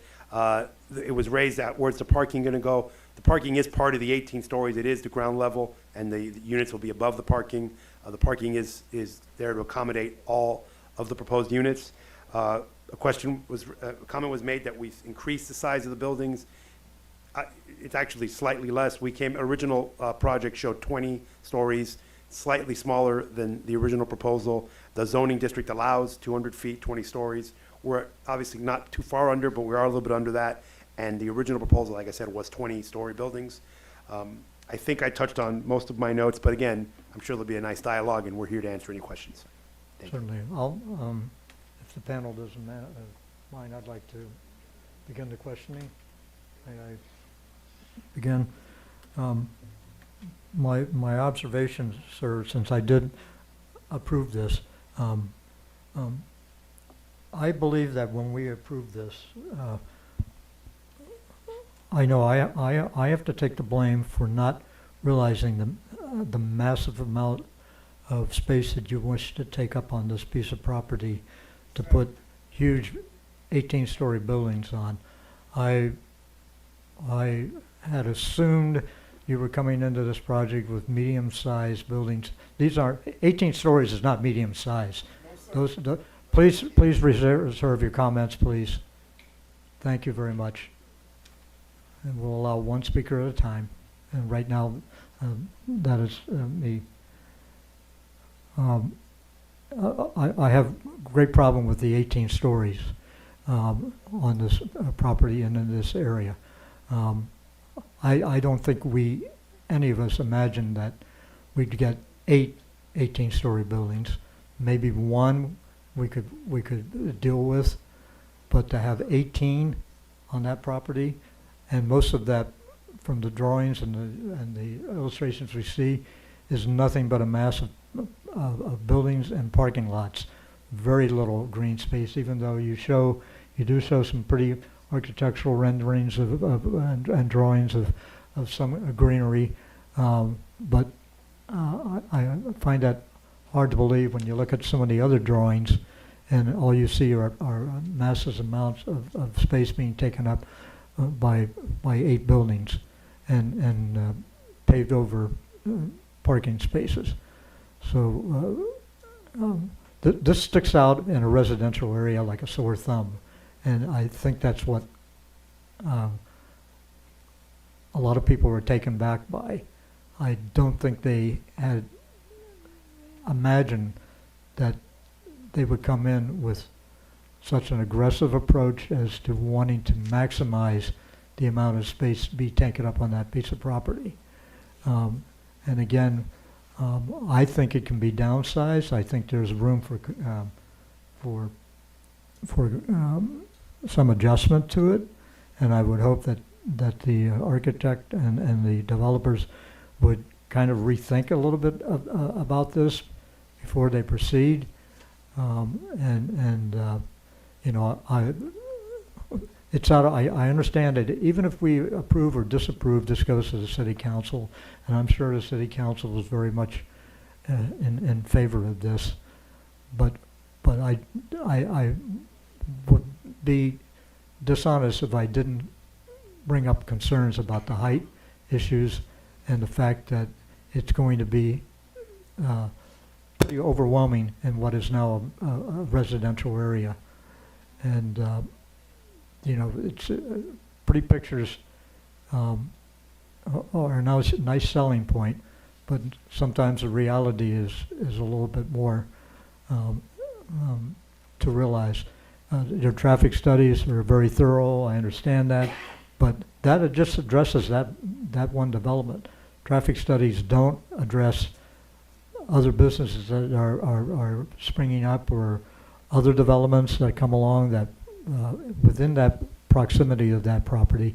That adds to the numbers that are going to increase also. So you know, I never do put much merit into when we get these traffic studies. So we all have to understand that traffic increases in Dade County, and there's nothing we can do that. We haven't found a cure for that in South Florida. So you know, I beg to differ for you trying to shine those up for us. Again, I would like to address how we can lower the height of these buildings and yet have your project be successful and not lose money on what you have to do to make it fit within that neighborhood. So I'm just kind of laying this out here and see how my other commissioners feel about that as we hear from each one of them. I'll start with Ms. Blumer. You have the floor. Good evening, everyone. Thank you, Mr. Cook, for your presentation. Thank you to the developer. And so I too have a problem with the height. Second, I would like some clarification on age-restricted independent living. How many will there be specifically? And you mentioned affordable housing, market rate housing, and workforce housing. And right now in the city, we spent several years selling affordable housing, which is really not the truth. And so I want to be very specific on what it is going to be, and I would like the explanation of it from the developer so that we are all on the same page. So is it affordable housing, is it market rate, or is it workforce? What exactly is it going to be?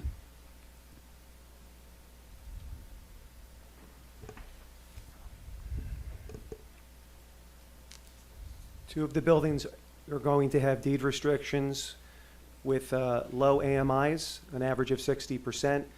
The Housing and Finance Authority voted with unanimous vote to give $100 million per building because there's a crisis going on in Dade County. And the third building would be a market rate building. Okay, so just to clarify, there's 2,193 units. You have 8 buildings. How many units is per building? Anywhere from 250 for a family building and approximately 300 for a senior building. As of right now, there's, in the first phase, we have one building, which is about 300 units that would be affordable for seniors.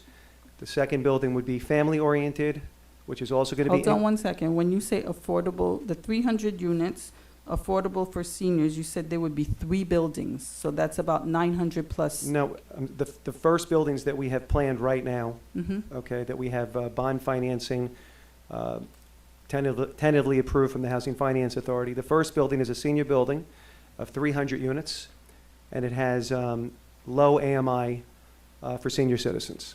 So What there's a age deed group? restriction in place. What age group for senior citizens? It would, I believe it's 62 and up, I believe. Okay, so 62 and up, they're literally 3 years shy of being senior citizen, living on a fixed Social Security income.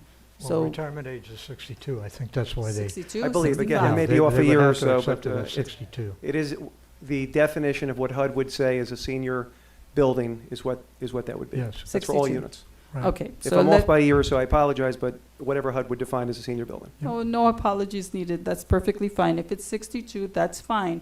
But when you say that it's going to be affordable for seniors, is it going to be on their fixed income, which is more than likely their Social Security benefit? So on average, the tenant would pay approximately 30% of the rent, which would also be, I believe, identified as 30% of the income.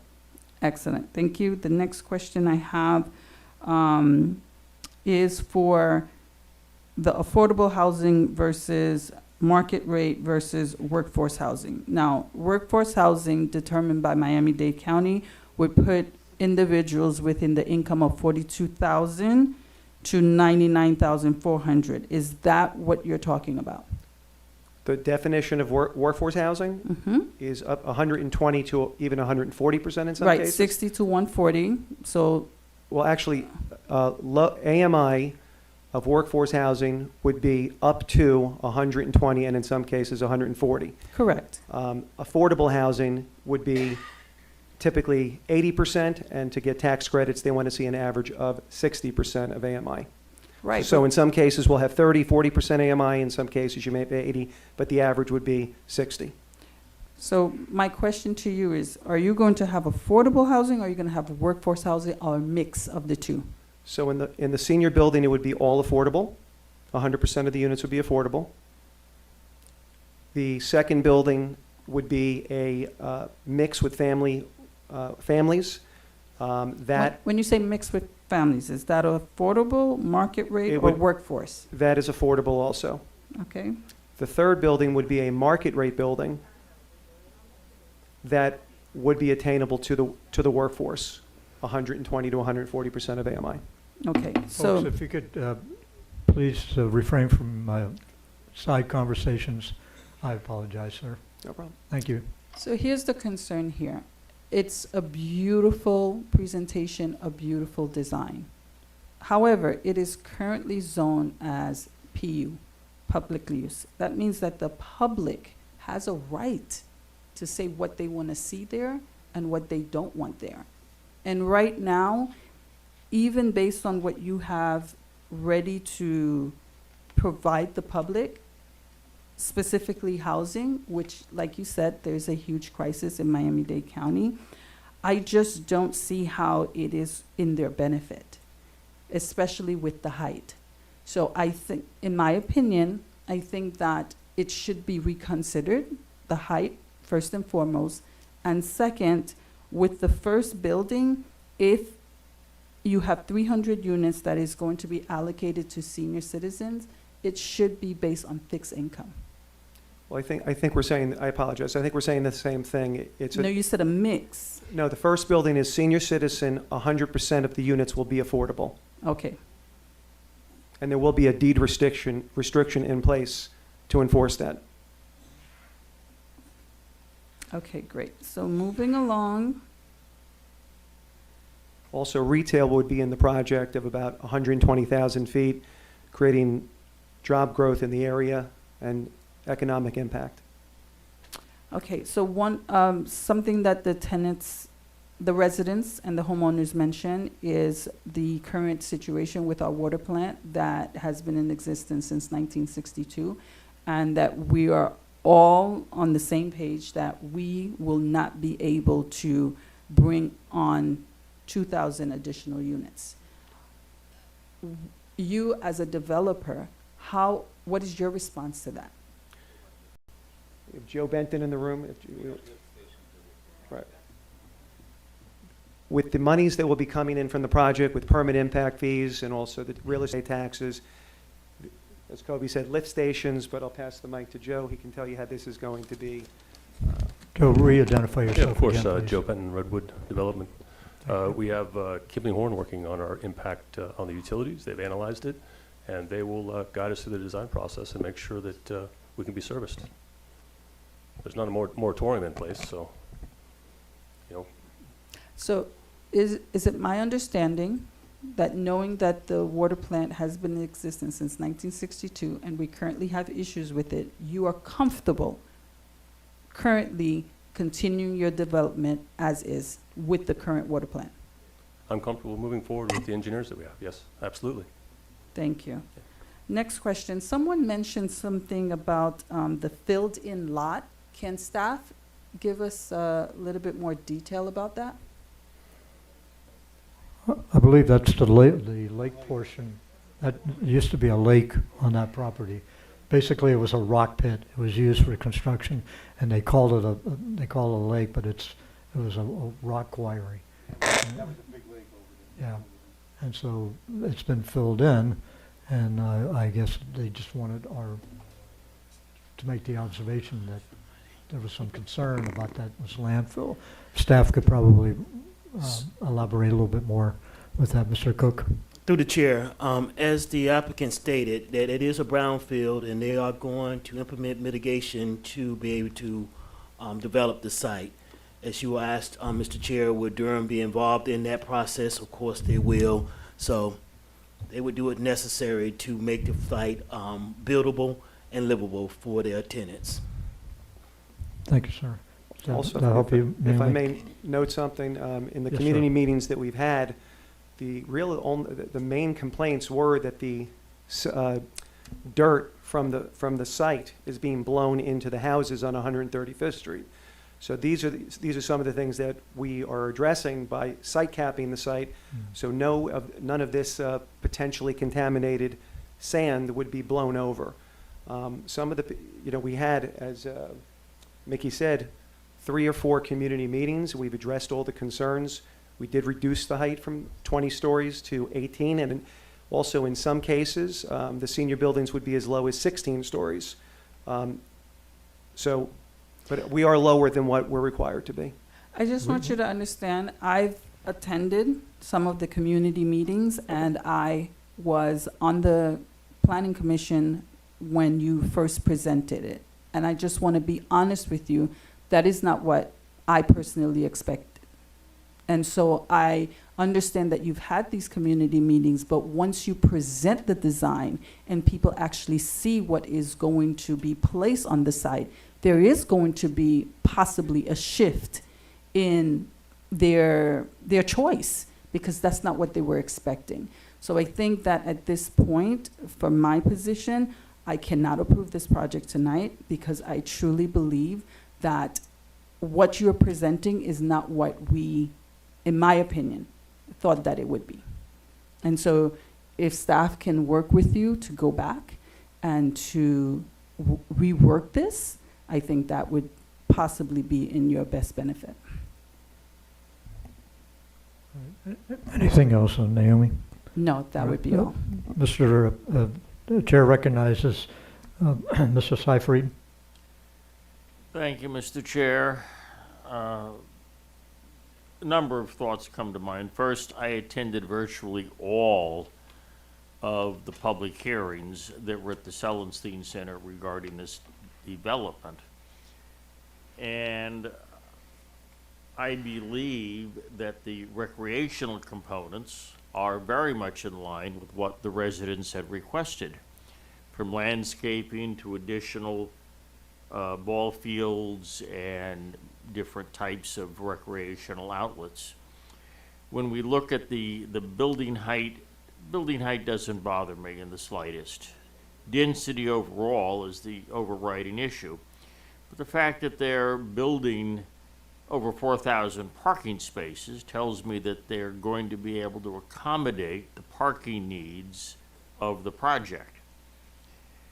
Also, we have to look at the fact that the city needs senior housing. There's a terrible shortage of quality housing for seniors, and a terrible shortage of workforce housing. What we're looking at here is a mixed-use project that's going to help the city a great deal in terms of housing opportunities for seniors, workforce housing, affordable housing, and market rate housing. This will be a mixed-use project in every way, shape, and form. The building height, again, is, to me, irrelevant by itself as long as the designs are thoughtfully crafted.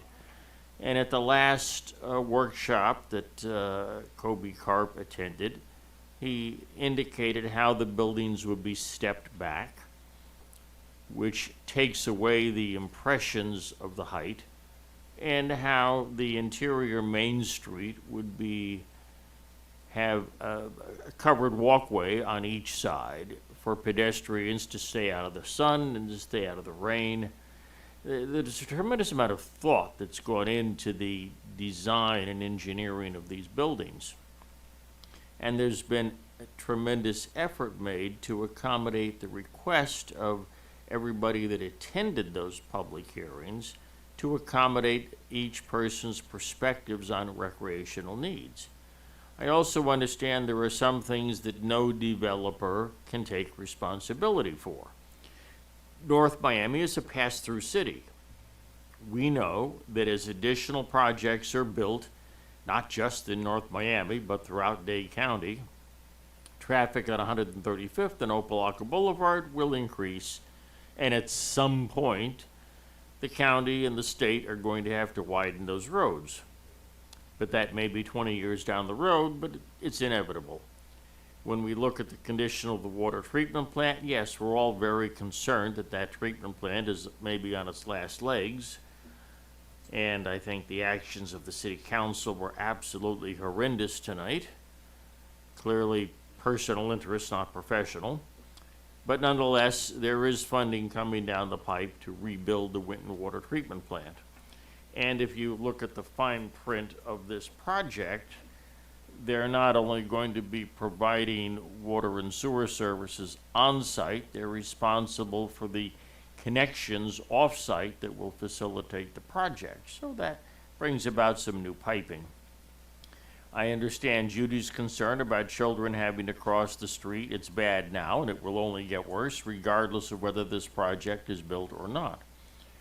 Again, that's something the developer by themselves cannot take responsibility for, but there is an opportunity for some foresight on the part of our city council to apply for some additional grants and other projects to mitigate and make crossing the streets more safe, whether that be by some means of overhead walkway or other traffic calming devices and flashing lights to slow people down. I agree, traffic moves way too fast along there, but that takes money, it takes time. There is no single solution to that one, but again, there is a window of opportunity. This project is at least a 6-year build-out, no matter how optimistic one wants to be. If they break ground at the end of 2024, this won't be finished until 2030. There's a lot to be done. It's going to take anywhere from, they project 3 years to rebuild the athletic fields and the parks, not to mention what it's going to take to build the other buildings. I don't fear the project. Challenges, yes. Is it going to require some leadership from the city council to mitigate some issues? Yes. But this plan is as good as it gets for this particular site. And having attended all the workshops and listened to everybody's concerns, I am absolutely in favor of this project. I think it's going to make a huge difference, but it's going to take at least 6 years to get it done. Maybe longer. Thank God the State Road Department isn't responsible for it, or it might take 60 years. So, as it stands in a public-private partnership, I think this project has as many merits as one could possibly hope for. And I am quite supportive of it. Living in District 4, it is my neighborhood, and it's my neighborhood park. I voted for the $12 million bond issue needed for it long time ago when I was a much younger person. And I think this is a needed makeover and long past overdue. So I'm very supportive of this. Thank you, Mr. Seyfried. Mr. Besson, you have the floor. A couple of questions on parking. Sounds like you have a lot of parking spaces for the buildings themselves. Where would you accommodate the parking for people coming into the area to use the commercial facilities, to use the park as you generate more and more people coming into that area? Where are they going to park? Well, right now there are 227 spaces on the park itself. Those will remain. We're not removing any spaces. I don't remember the count of spaces on the internal streets, but we have on-street parking inside on the retail streets. And we also have 2 structured parking garages at the end of the build. We'll start with one, and as we move into phase 2, build a second one. That's where we get the almost 4,000 spaces. But those parking spaces would be for the residents of the apartments? We programmed to cover all the uses of the site. And every time we permit a small component, we'll make sure that we comply with the parking requirements. But at this time, we're not even looking to use some of the shortcuts to minimize parking right now. We've done a blanket calculation. I just think, to be very clear, the 4,000 plus spaces is not just for the residences. That's addresses the parking requirement of the commercial, all the retail, everything Okay. proposed. That was not It's just clear. in parking structures, so there'll be some mix, but we haven't requested any parking reductions or parking variances. Mm-hmm. Yeah, right. And as Kobe said, the street parking is open to the public, the parks, the parking in the park will remain as it is. So we think there's plenty of parking. At the main intersections to enter the facility, what is the traffic controls going to be, basically? Ingress, egress, and so on.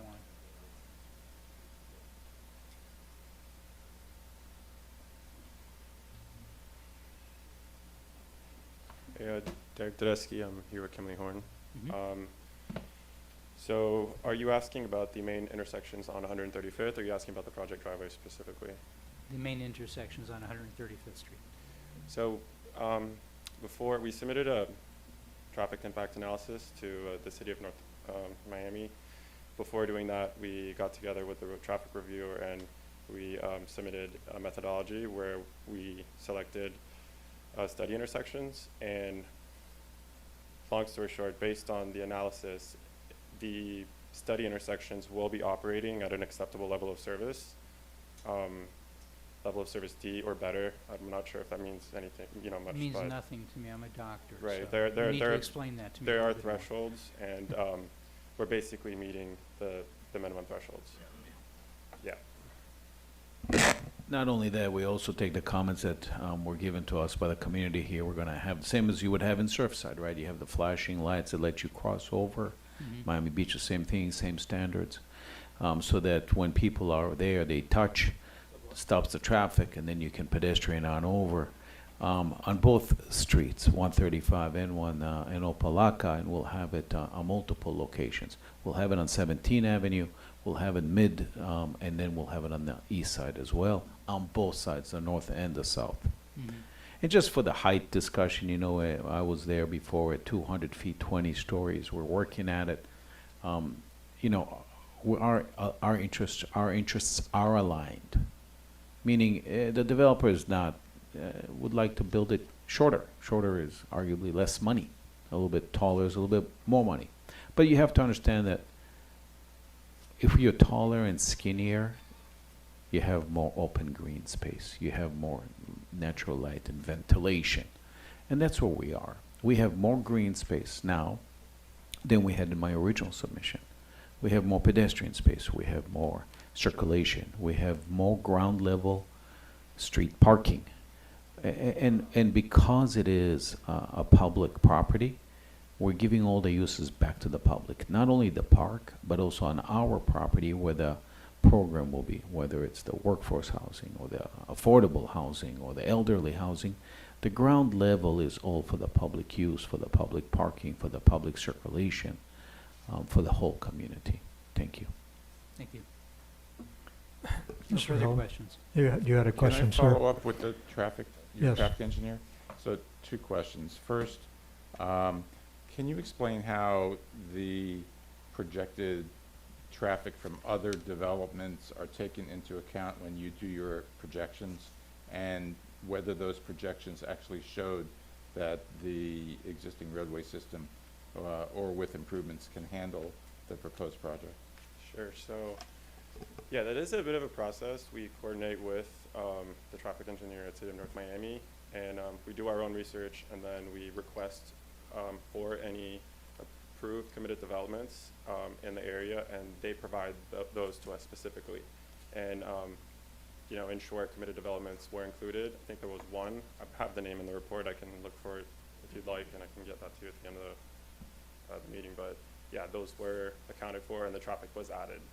And so that is accounted for in our analysis. Yeah, and to keep it simple, stupid, Gary, the numbers and the data that the municipality has, and that Kimley has, and that FDOT has, right? Because it's FDOT roads, and the projections, they're all the same data, so they all have to be aligned. And that's what is part of the public record that we submitted. And not only that, what we did here is, if you look at the site plan, we made connection streets. We made connection streets that connect north and south through the property, and we introduced another street in the middle of our property, open to the public. Okay, and the resulting impact on the neighborhood of the proposed project for traffic-wise? The results are that the study intersections that we looked at, are operating acceptably, and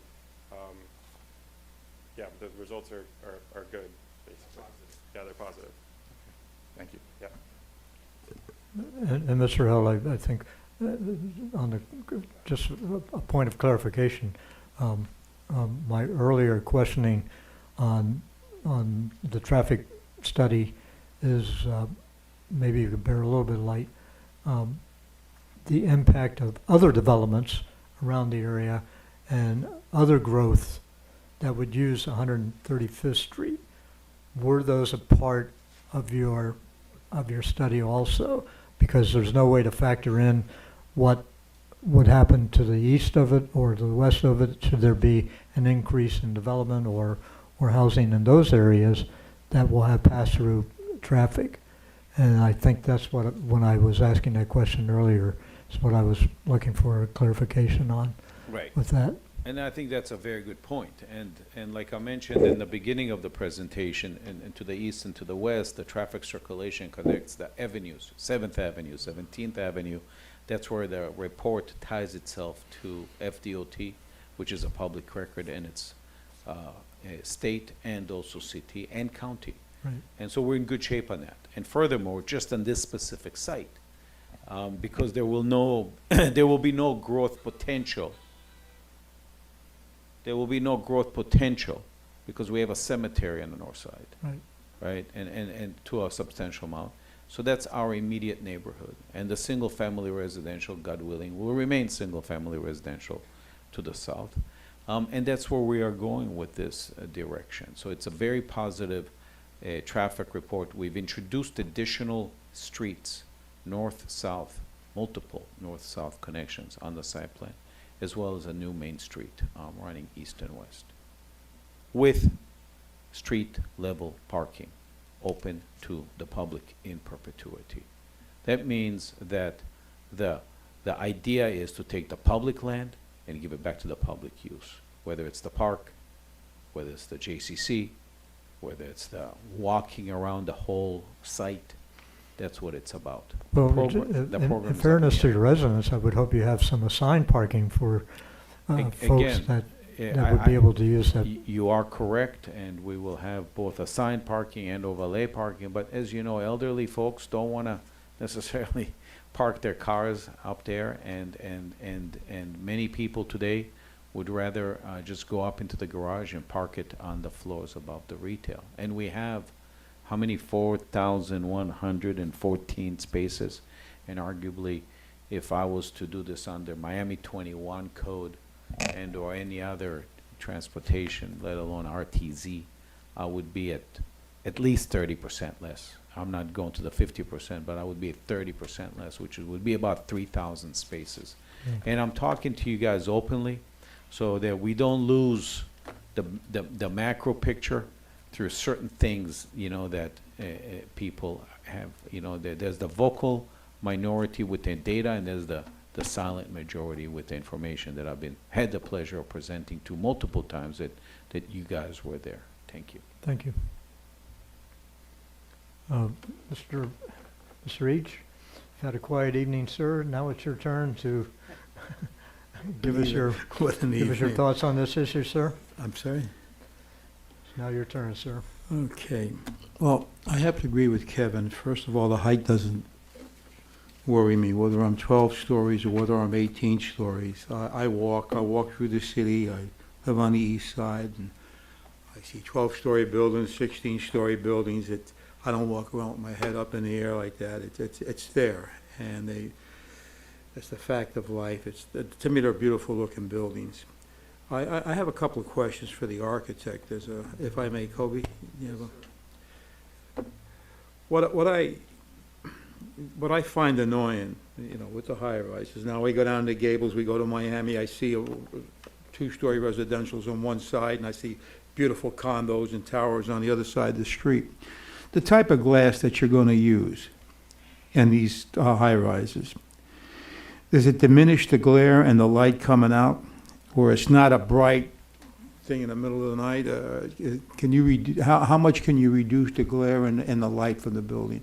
So that's very good, because our intent here is threefold. We have glass that is insulated and the reflection is minimal. To give you an idea what this glass would be like, is like if you go to Surfside and you look at the Four Seasons that we built there at the Surf Club, which is that silk, that's what it's going to be like in reflection, which is very It's not going to nice. be intrusive on the No, and it will, no. Okay. And that's a very good question, because, you know, we have the north facade, and then we have the south facade, and that's why we also, you know, we have a certain amount of tinting that we have to, and also saves energy on the inside of the building. The parking garages. Now, they're going to be sheltered, or they're going to be also closed off where they don't have the glare coming from inside to the Yes, sir. residential. No, we agreed with your staff that you won't be able to see the lights that are inside the garage. Okay. And or the cars that drive with lights inside the garage, yes, sir. All right. Okay, my other question is on the roofs of these buildings. Are you planning to put any type of a rooftop garden up there? So. On top of the 18 stories or whatever? Is there going to be any kind of amenities on top of the roof, or that's just going to be strictly utilitarian for the air conditioning systems and the? Right now, it's purely utilitarian. Okay. We're not looking to increase the height of the buildings in any stretch of the imagination. No, I kind of lean the other way. I'd rather see the tops of these buildings with greenery, ergonomics, what have you, reducing the heat load on it and so forth and so on. It's going to be much better, and that's what we did with the pool and amenity areas, right, on top of the garages. If you allow me and you're considerate, and I would love to introduce green space and solariums on the rooftops. It's a place where people like to go, especially elderly folks, and give them a place of peace and quiet. And you know, some of the workforce housing I've done, just, you know, where Red Rooster is in Overtown, you come out the Lyric Plaza across the street with the whole connectivity of that Paseo Passage that we did. That's all us. That's what we did. And it looks like market rate rentals, if not condos. You know, that's what we have. We have the same kind of design here. And it's possible to do this on top of the roof? Yes, sir. If you allow me, yes, it is, with pleasure. Okay, all right. The bus stop. Thank you, Kobe. With regards to the bus stop, one of the ladies brought up the fact that the bus stop stops in front of the residential area. And I don't know if we can get with the MTA, but move it to the other side of the street. We'll get it away from the residential side over there. The second thing, and Judy Brown brought it up, and I thought it was a pretty good idea. I'm pretty familiar with 135th Street, Opelika, Northwest 17th Avenue. I do like the idea of the pedestrian bridge for the children. You did mention, and I know we have one on Biscayne Boulevard and 122nd Street where we push the pedestrian crossway, where we push the yellow button, then the lights flicker and you go across the street. But I'd be very honest with you, I walk that sometimes. I'm taking my life in my hands. Now, when we're talking about children using the park, I think it would behoove us, and if we could find a location to put that pedestrian bridge, especially with the little ones, because that's 135th Street going eastbound and Opelika going westbound. That's a drag strip over there. So I think if we could somehow incorporate a couple of pedestrian bridges for the kids going over 135th Street, I think that would really enhance the safety for the children. Okay, that's. Would you not have to have one on the south side and also on the north? The north side is predominantly the cemetery, if I'm not mistaken, correct? Right, so you're saying that Just you on- would I only think on direct the it to where south side. most of the foot traffic would come from. From the From the south residential area going over. I think that's, I mean, you know, it's an added expense, but I'll tell you what, that goes a long way for community spirit and bonding with the community and the safety of the children. I hate to see kids in my 33 years in law enforcement out there, and as the gentleman sitting in the room, we've seen too many kids get hurt out there on the street, and it's, you know, if it's something that could be done, we So, could. let me just put on the record, we're definitely going to study that. That's a Okay, good point. all right. Thank you very much. Thank you. Yes. With regards to the property tax and the impact that it's going to have, first of all, we do have impact fees that's going to come out of this project, you said, to the schools, so forth and so on. But with the property tax, you know, Judy said that we were, I think, 20 officers down. And one of the reasons, how many, 30? 30, is that we need to generate income from property tax, so forth and so on. But there's other issues that are playing here. But I do think that that area developing like that, you'd probably end up with maybe a substation if you want to look at putting a substation in there, or field office of something of that nature, and possibly station an officer within that 24 hours a day, or 18 hours a day, or something like that. When I was up in Illinois, we did that in several communities, and the developer would put that facility in there. We would, I mean, every time you have a good idea, we got to jump up, but absolutely, we, you know, if the police department and the city works with us, we would accommodate that space, and we would be very open to that. You know, I think you should run it by the chief. She's a pretty sharp lady, and she worked in Miami for a lot of years, and she's dealt with a lot of your big projects here, and she knows the impact of traffic and pedestrian traffic. And as we develop an area, I think that you should really look at it with that. The other thing we were talking about was the property tax issue, and for the residential area. One of the things that I see in various studies, is that when you develop an area, the ad valorem tax, the X rate, the better the quality, the tax rate will go down. You look at, I believe over there in Sunny Isles, I think the millage rate is like, what, 1.2, something like that. This is not going to have a negative effect on those houses to the south of you. If anything, it's going to have a benefit. Now, they predominantly live in unincorporated Dade County, that section to the south of you. But I do believe that this project, you go up in the air, we can actually reduce our millage rate if we have great quality projects around the city.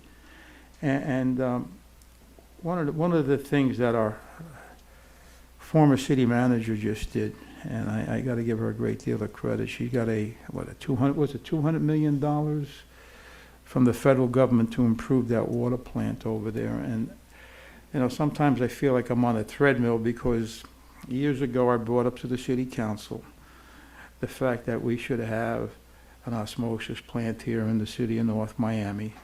We have saltwater intrusion coming in, and sooner or later, it's going to hit those well fields out there. We closed one down many years ago on 8th Avenue and 125th Street, and I gave them an article from the Military Engineer magazine about reverse osmosis. In San Diego, you guys are familiar with this, San Diego built a reverse osmosis, where they're supplying a great deal of their water from the ocean. And the same thing with all of our cruise ships. It's not a big mystery, it's not that expensive, but those who control the water control the future.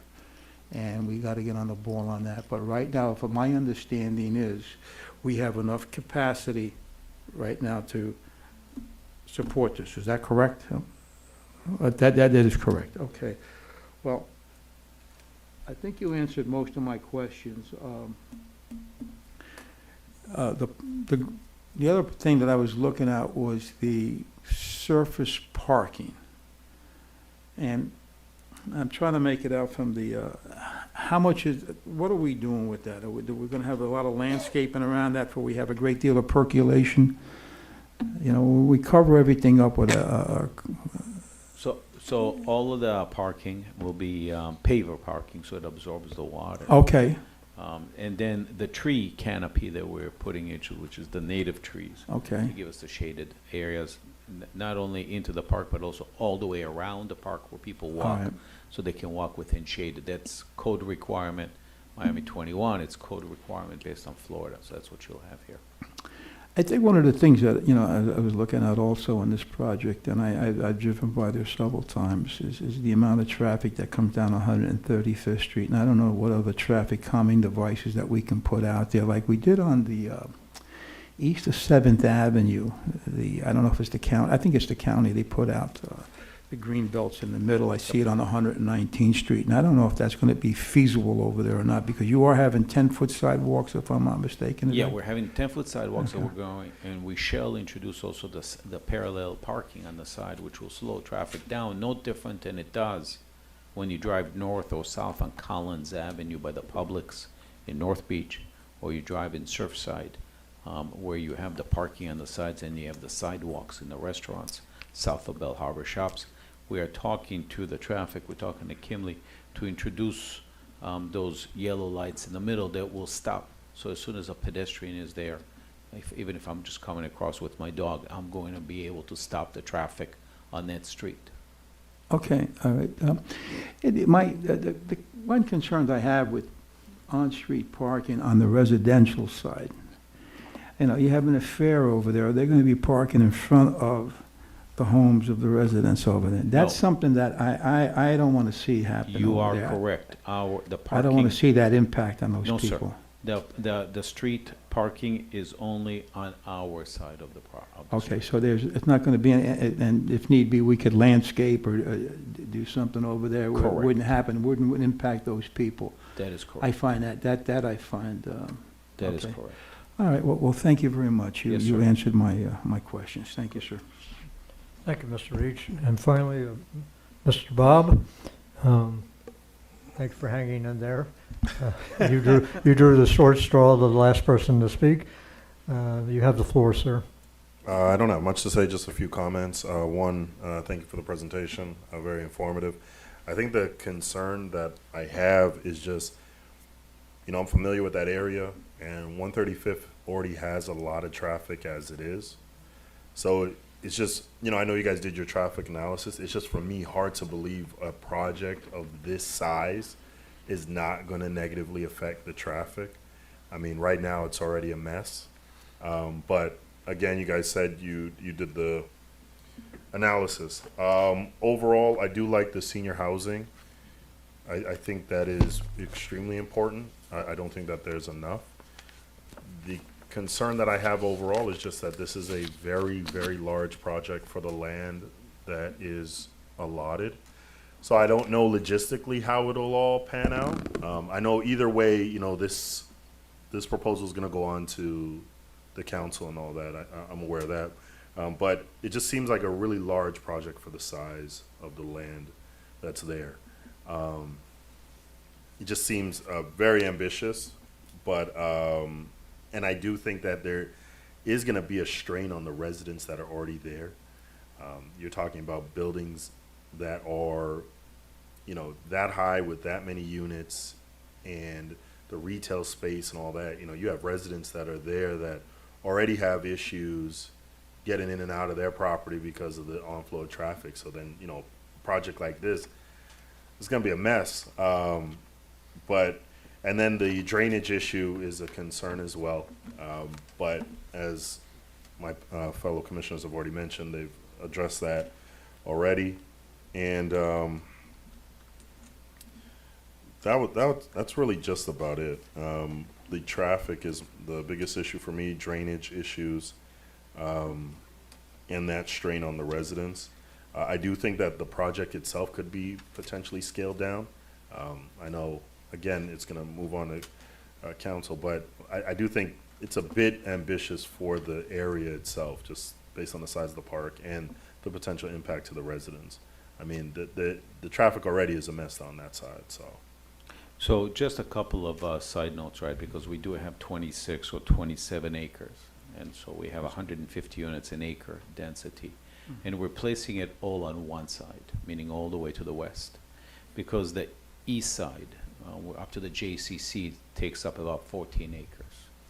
And then what we did is, and that's really where most of the single-family residential is. On the south side, it's on the east. That's where you have about 3 blocks. On the north side, you have the cemetery. So what's interesting here is that the 150 units an acre density, which is the lowest density that we have, for example, in Miami 21, when you look at urban, it's 500, it's 1,000 units an acre. Here we have 150.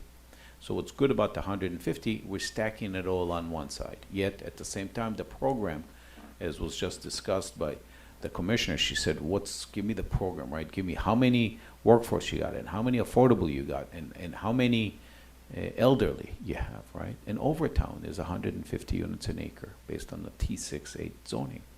But we are putting it all into half the site, all the way to the west.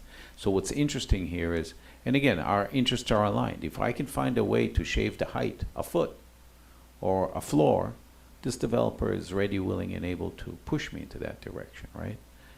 But we're here in front of you, and we're going to take your words to heart as we have in the past. You know that we don't just say no. We listen. It's a dialogue, and at the end of the day, hopefully we'll have more of what you like, and that's it. Thank you. Can I ask, I'd like to ask our planning director, can I ask you a question, please? With regards to rooftop gardens, okay, and landscaping on that, is that I'm trying to remember the land use ordinances, and is that inclusive in the height? Or is that, how does that work? If we wanted to put up a rooftop garden there So- on these buildings? It would be something that they would integrate into the project. It really shouldn't bring any height to the building at It all. won't. And it's something that we encourage as part of our state sustainability Right, I elements. remember that, yeah. Yes. And so that, you know, I think that's your answer, Colby. Right. Height is That has got- structural material. Yeah. And foliage would not be considered any So I kind mean, of- you guys want to, put that in there, I think that would be absolutely great. I really, And I think we shall, because, you know, I'm just looking on what it is, because the streets, and the park goes 12th Avenue, right. then it goes all the way to 13th Avenue, and then it goes all the way to 15th Avenue, that's where the JCC starts. And we have a little park between the JCC, the Joe Celestine Center, and our buildings. So we are starting, really, our development goes from 17 to 16 and half of the block to 15, right? 15. So the effect, if you will, on those folks, which of course, we know whether we have to landscape the other side and things like that, that's what we're gonna be looking into. Yeah, but certainly the green landscape on the roofs will be a great asset, I believe, to this development, absolutely. No, it goes back, I'd I like- think Cook I'd like County to, was one of the original on their government building, the city-county building. They did that, what, 25 years, 30 years ago, before it was popular. And by the way, your comments about reverse osmosis, because I happen to be born in Israel, that's all we do. We don't, we take the salt water, and that's what we're gonna have to do here. My first degree is not architecture, it's environmental design, and that's where we're going. Good for you. Kobe? Yes, sir. I wonder if, theoretically, if you were to, because of their mention of height concerns with this, how much an effect would there be if you would be willing to lower a couple of floors off of that 18 feet that you have? The effect will be beneficial to the developer from a cost standpoint, right? Because the buildings will be shorter. But that's why I said, let me study it. I've studied it so far. I was able to take it from the 20 down to the 18, and as you heard, some floors are going to be 16 and less. Our interests are not to be boisterous about it. On the contrary, the shorter the buildings, the more financially, the less it costs to build. So that's where we're at. And that's why I said I'll study it. And I went on the record and I said, thank you for your comments. I will study it, absolutely.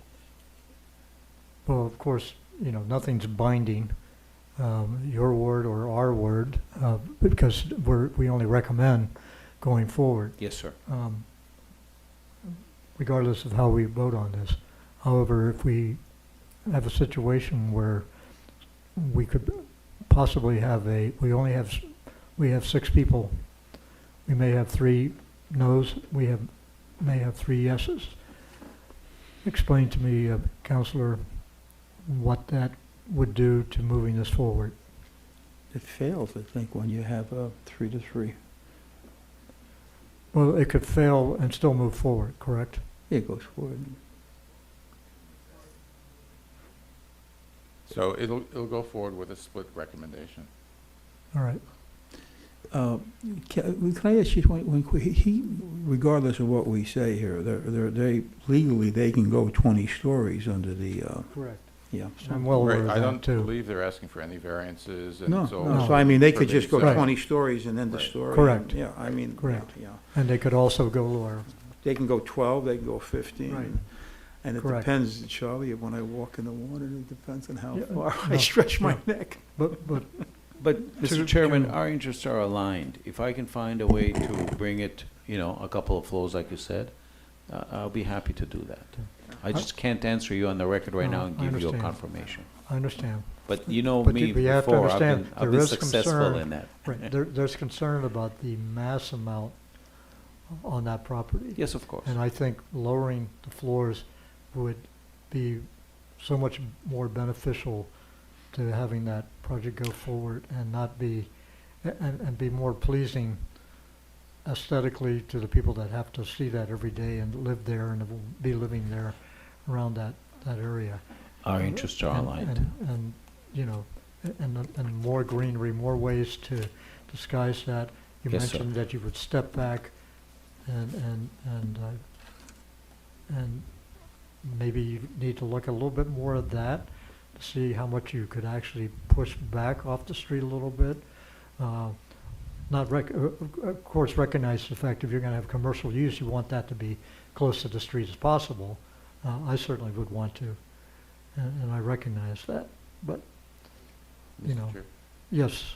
So, Kobe, you haven't really discussed setbacks and whether you're loading things on the north side as opposed to the south side, or would that help the commission understand the effect of the building height on the residents, or, you know, I don't know. Correct. Yeah, so In we other ha- words, all your visibility, the most visible part of it, I think, is, you know, we would be looking, hopefully, that it would be more toward the north Correct. and less to the south. Right now, the 18 is on the north, and I shall study to take the 16 on the south. Yes, sir.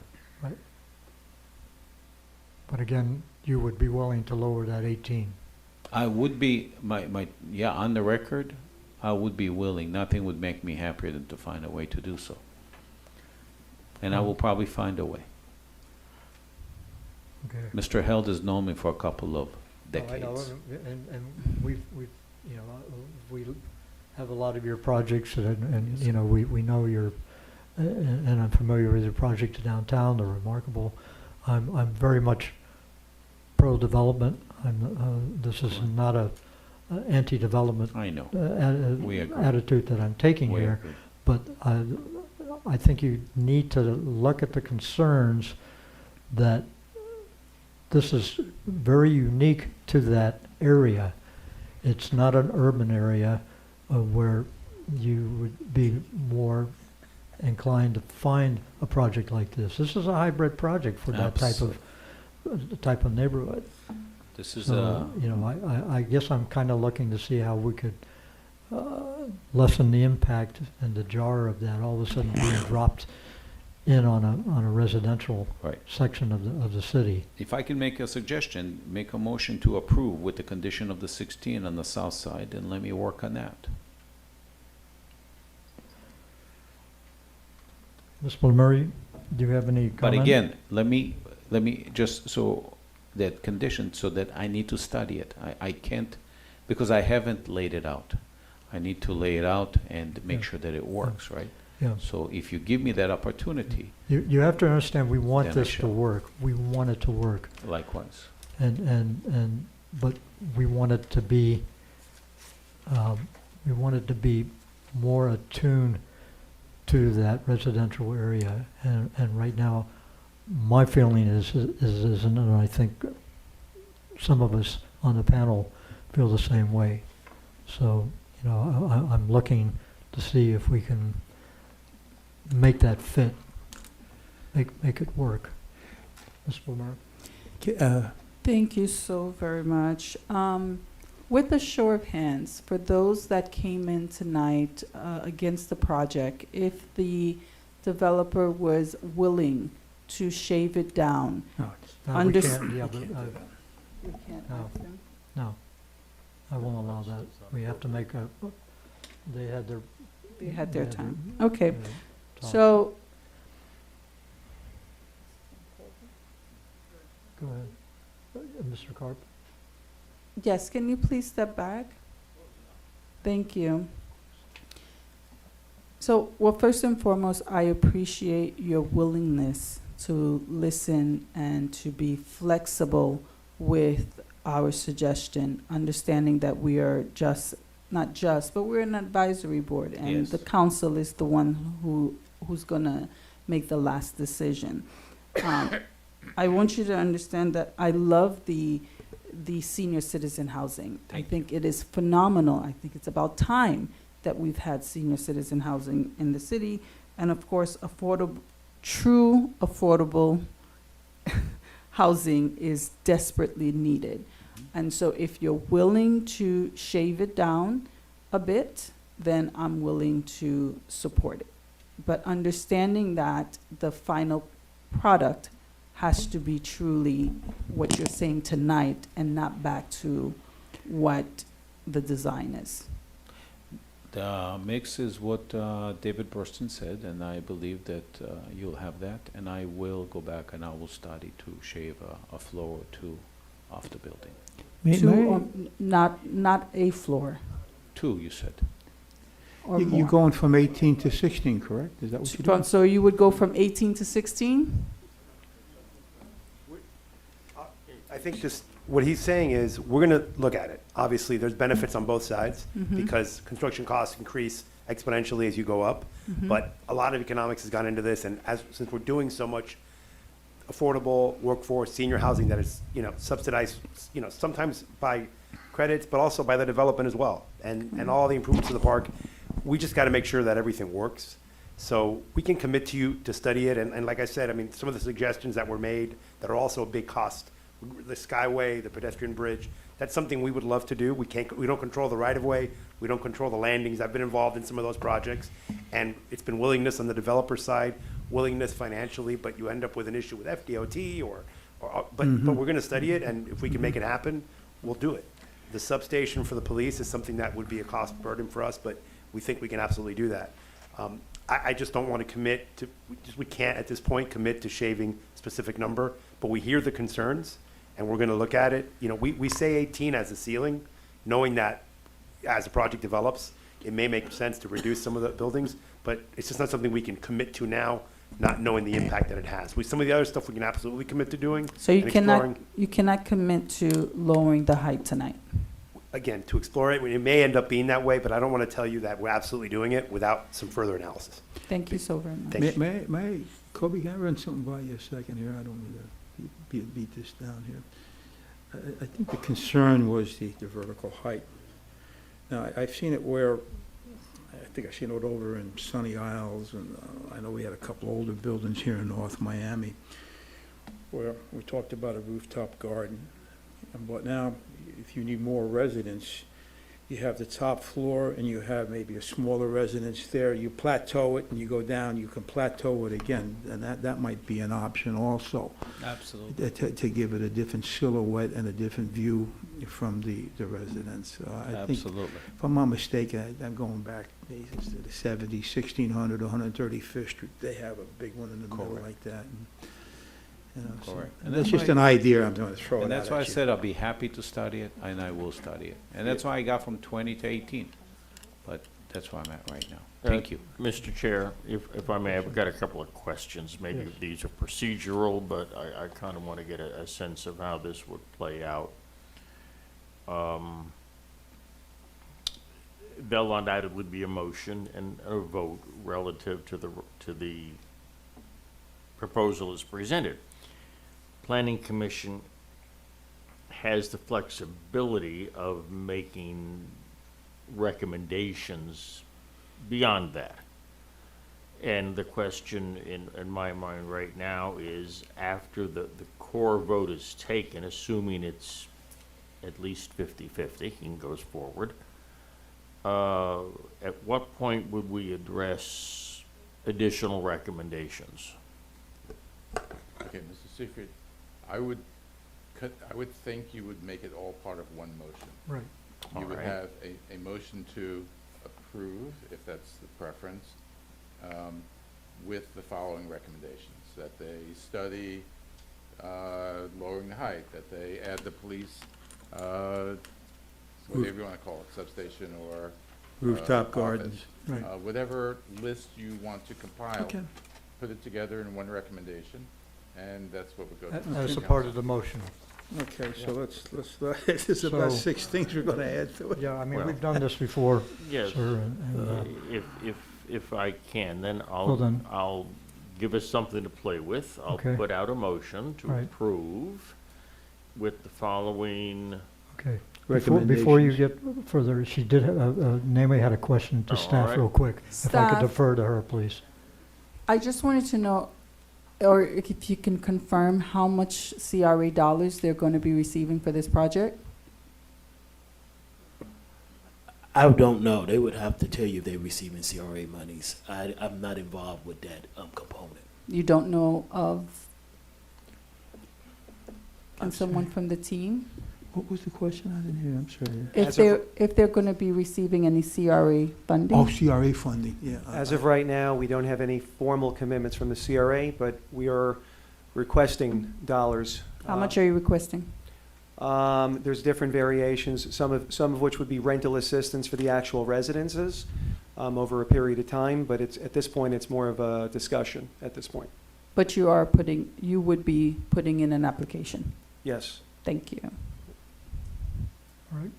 Okay, so, everything Yep, else? I am Okay, willing okay, to listen. Thank you, At this Mr. point, Seifert, if you could. I would make a motion to approve the recommendation as presented by staff and add to that recommendations that Mr. Carp be encouraged to study possibly lowering height. That might include adding residences on top of the parking garage if that were feasible. And to study rooftop gardens, because I think that's an important issue. I think rooftops that are totally utilitarian are kind of a waste, is my own personal opinion. And as to the issue of a bridge overpass, that largely gets into areas that are outside the ability of a developer to control, but I would welcome them studying what elements might be brought into play to make something like that feasible. But I don't want to tie the developer's hand into a commitment because they can't control FDOT and the other funding sources that would be out there for those bridges. Those things do require, and they're a different animal. And then We would also add the police substation. The substation. substation is certainly should be included in that. So, That so would be we're adding a lot of addendums here Yeah, that's to. what I'm saying. Well, It's gonna get that's bogged all down. right. It's all a matter of study. Doesn't mean anything will happen to Right. it, but it's a matter of study. Procedurally, we need to figure out how we can word this. Counselor, if you Well, could he- assist us I'm with that as making a far list. as. He's making a list. Making a list, Yeah. check it twice, please. so Make we a know- list and we make sure ask that it we to have be it all studied. covered. It's another Those are religion. specific elements that can be studied. Doesn't mean they're gonna get done, but they can study Correct. them to determine feasibility. No. Moving the bus stop over to the, on the 135th Street side, moving the bus stop over to the park side. Again, these are recommendations, they're not conditions, Yeah. because we can Yes, the only bus stop recommend. could go onto the park site somewhere. Mhm. No, I'm on 135th Street, but just putting it north, Yeah. getting away from the residents. So, traffic controls, the flashing lights. Well, that's DOT, I think, determines that. Yeah, and they've already Yeah. indicated that they're gonna be proposing that. Yeah, So, that's already in. you know, that's in their game plan. Okay, this is a laundry list, so. Well, it's all right. So if I may, Mr. Chair, my apologies. That's quite all right. As it Go ahead, relates Mr. to the Cook. bus stop, you know they load on the right side. So Right. moving it to the north, They can't move. Can't have it because it's. a Unless they make a little bus Yes. depot that bus could pull into They can Yeah. s- they in can that study area. it. you have to discuss it. Maybe it could be, you know, they could integrate it into the development. I think that's why it was added to the discussion. Okay, yeah, that's right. All right, so we have a motion on the floor with some recommendations. Do you How wanna shall read- how shall we incorporate this so that it goes in the record, sir, so everybody knows that it was brought up? Well, sure. It would be a motion to approve with the following recommendations, that the applicant study lowering building height from 18 to 16 feet on at least one side of the property, south side, to study rooftop gardens, to study a bridge over 135th, pedestrian bridge Pedestrian. over 135th Street, to study police substation incorporated into the project, and study moving the bus stop to the park side of 135th Street. If feasible. Kevin, do you Yeah, have all that? And housing on top of the parking garage, if that I would was gonna compensate. leave there to decide how they want Yeah, to okay. reallocate. Mr. Zyfri, can you, Doctor, you mentioned something about traffic. Well, mistaken? they've already indicated in their presentation about Yeah. traffic calming devices and flashing lights for Right. crossing the street. So, I mean, they've already anticipated that. But that Yeah, still I- requires FDOT to approve. I don't think that needs to be a part of the motion. Yeah. But now, do you have enough so that you could word this, sir, for us? So that we Well, can go ahead and the, move the forward? Mr. Hell just went with it. The motion is to approve staff's report and recommend that they be encouraged to study lowering the building height, adding rooftop gardens, adding a police substation of some type within the complex, and study the feasibility of a pedestrian bridge, even though we acknowledge that they can't control FDOT on those issues. And moving the bus stop. And perhaps doing something with the bus stop. I don't really know about the They bus would have stop to do a environment. cutout next to the overhead. So that's the basic no. motion. So there's been a motion That is put under forth. application. Gentlemen? Okay, a motion has been moved forth, put forth No, to go second it. ahead and move this to the commission. Who's the second? Second. Mr. East. The second has been made by Mr. Each. I will do a voice vote on this. Okay. Everybody's clear, so we'll go ahead and have Okay. Madam Secretary do a roll call for a voice. Chairman Ernst, Yes. Commissioner Blemire, Yes. Commissioner Each, Yes. Commissioner Seafried, Yes. Commissioner Bob, Yes. and Commissioner Besson. Yes. Motion. Motion passes unanimously, Right, those voting. very good. You Thank wanna take a break for- Thank you for your patience, and thank you for working with us. And we encourage you to hopefully work forward with our recommendation. Thank you, and we will. Thank you. Bye-bye. You're welcome. Okay, Now, is there another part to this? no, we have another, item. Okay. If we can, I'd like to take a brief recess. I I think we all would need too. to get up for a second.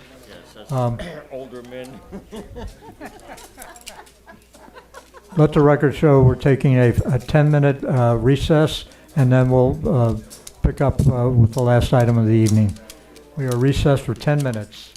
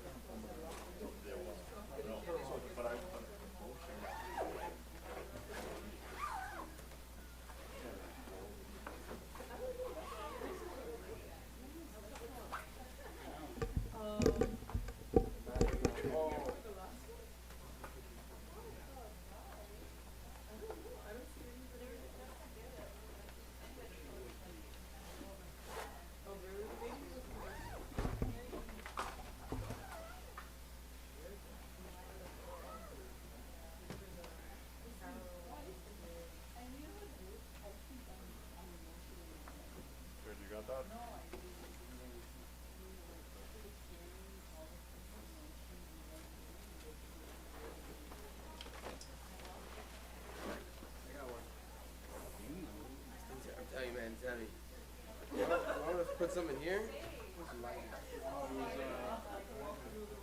Whose phone is this? Gabriel, George? No,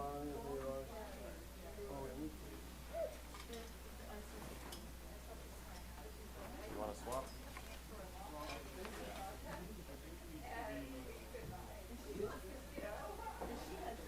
hold it. You have to put this together and then hold it together.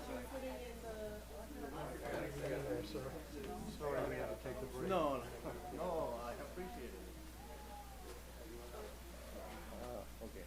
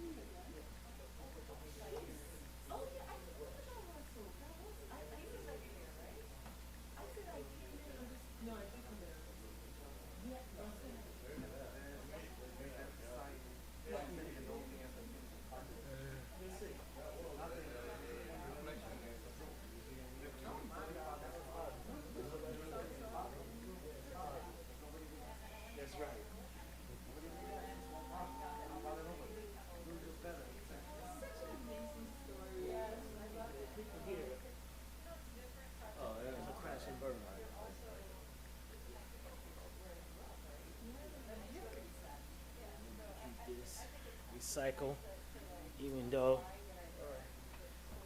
it is. Well, I'm pretty sure you're gonna give him pretty much probably the same thing that I have. Maybe a little more in there. Let me see what we got here. Yeah, it was a big project. Big, yeah. You did a really nice overhaul. Thank you. I'm telling you, I used to do the same thing, and then until I became a city manager, and I had Nathan. I hired Nathan Cogan in the county. I brought him from Canada. Wow. Yeah, I'm telling you, years ago. So, I hired a gentleman from Canada. Did? Yeah, I did, but now he left and went to Hollywood.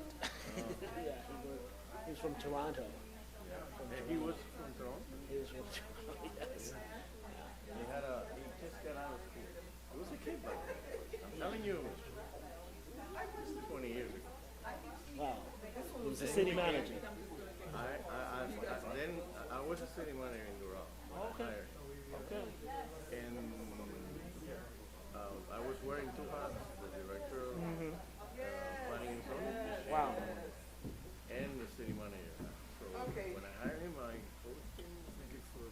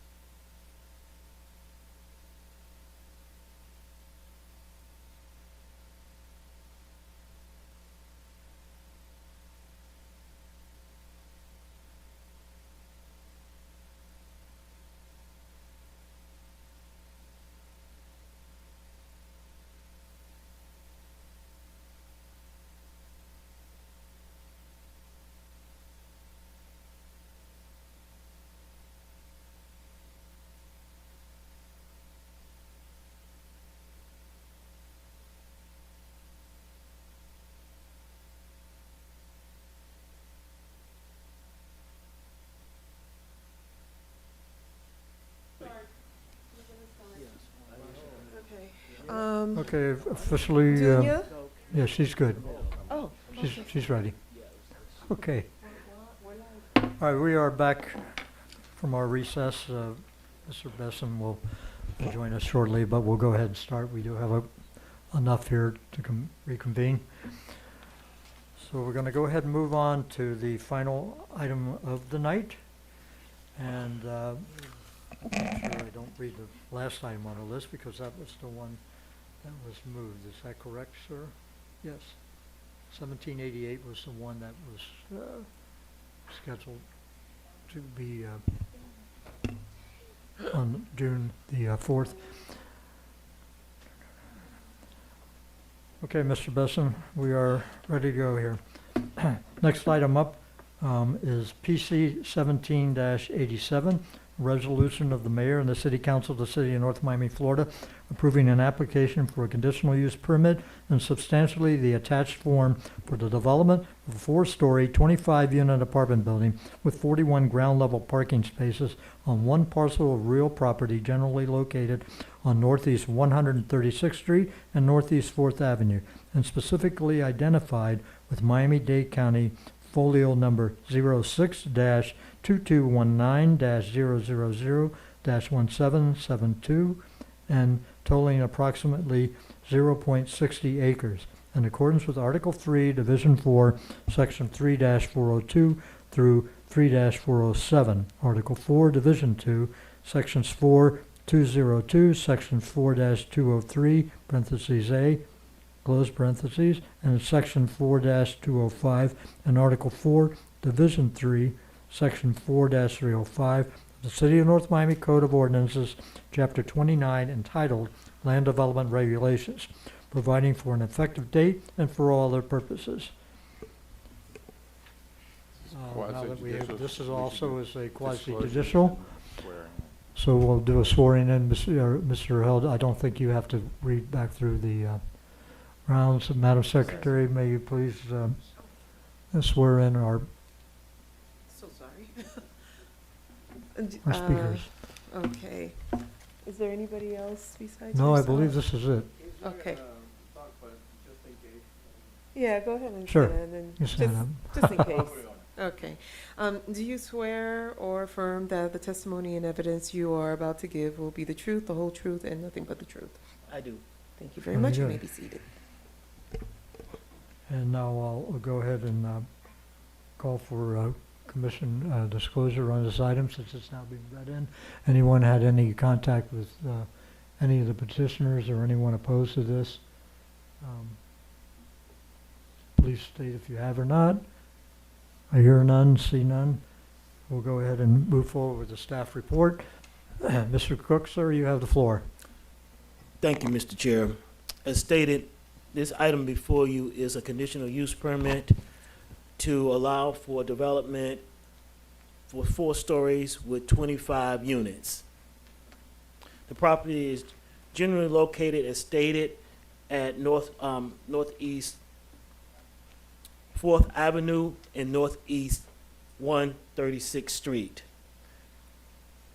It's approximately 0.6 acres, which is 25,740 square feet. The property is vacant. It has a zoning of R5, medium density residential on the Flume future land use map.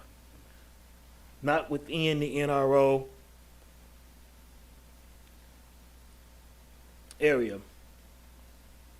It has a maximum height of 75 feet and has a density of 16 units, 0.3 per acre.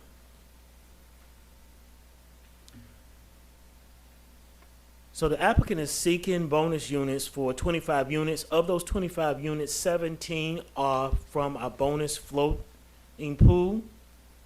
As stated by the chairperson, it will have 41 ground level parking spaces.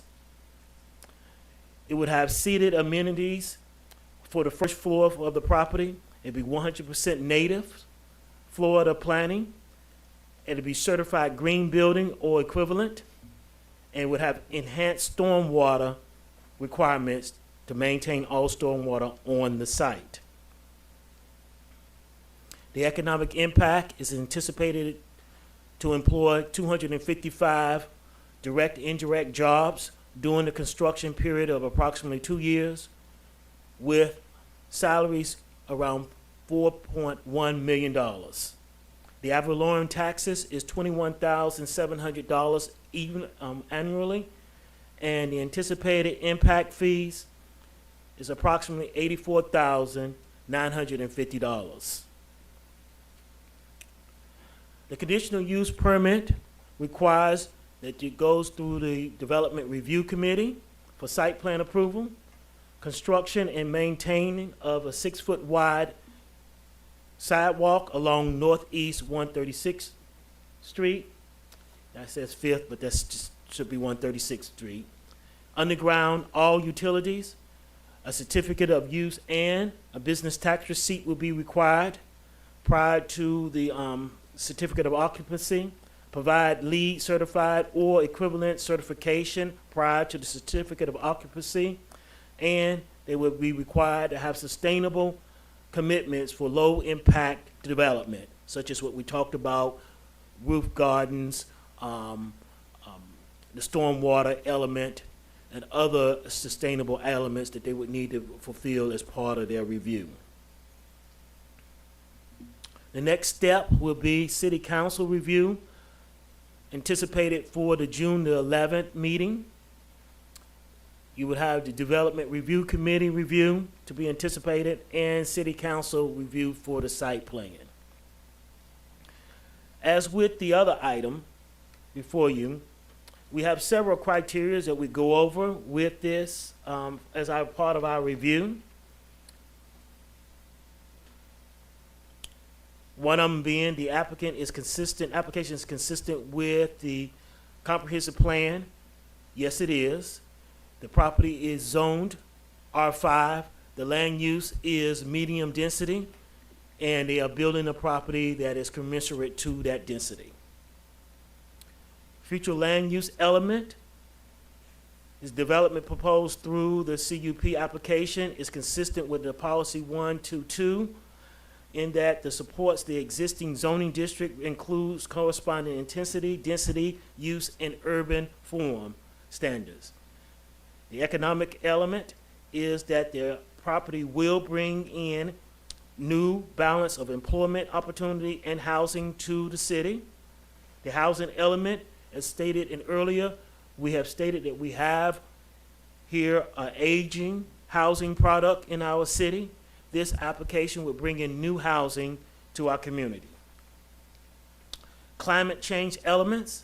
The project will provide both green and vertical development, thereby creating more sustainable development patterns to furtherance our policy 12.22. During the review for concurrency, the water and sewer was reviewed by our Public Works Office, and it was determined that they will have capacity, meeting the Public Works requirements during building permitting process. The same holds true for water supply and wastewater disposal. The application is in compliance with the district regulations applicable to the proposed development as it relates to Section 4-203. The subject property is zoned R5, which provides for a density of 16.3 dwelling units per acre, allowing the property owner to construct 16 dwelling units as a right. Through the conditional use permit, they are seeking bonus units to increase that to 25 units. The application is consistent with the applicable development standards of these LDRs. The conceptual plan submitted with this application shows that the proposed development will comply with the applicable development standards set forth in the LDRs to further the requirements such as in Article 3, Division 4, Section 3-408 of the LDRs. Within 1 year, the CUP approval must have a precise plan that is approved by the City Council through the DRC process. The site plan for the proposed use relates to the streets and highways adequate in, width, and pavement type to carry the quantity and kind of traffic generated for the proposed project. The application is located on Northeast 136th Street, according to the trip generation analysis conducted by Vala Group, a consulting firm contracted by the applicant. The proposed development anticipates to generate approximately 9 new trips for the property in the AM and 6 new trips in the PM. The proposed use is compatible with the nature and conditions and development adjacent to the building. Surrounding the property, you're looking at mid-rise, low-rise buildings around it and duplexes. It is a multifamily environment. As stated, it's only 4 stories high. The maximum height in the area is 75 feet. The proposed parcel development is adequate in size to accommodate the development. As stated, it is approximately 0.6 acres. The applicant is seeking a development of 25 units with 41 parking spaces on the site. The proposed use will not have an adverse impact on the uses, livability, value, and development of the adjacent properties, in that it is a similar use as in the area currently. The nature of the proposed development is not detrimental to the public health, safety, and general welfare of the community. As proposed, the residential development will provide for low-scale 4-story residential apartments and furnished with Goal 3A1 of the housing element of the city comprehensive plan. The design of the use is created a form and function which enhances the community character of the immediate vicinity and parcels proposed for the development. As stated, it's a 4-story apartment complex that is in harmony with the surrounding area.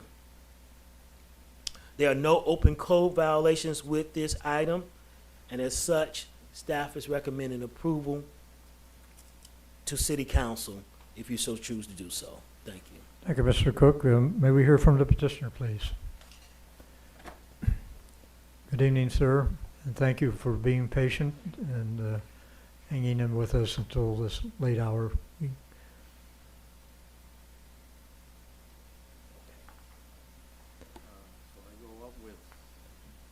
Go ahead and This is forward. Yes. Thank you. Good evening, Planning Commission members, Mr. Chair, members. My name is Sergio Perinos. My office is at 10441 Southwest 20th Street, Miami, Florida 33165.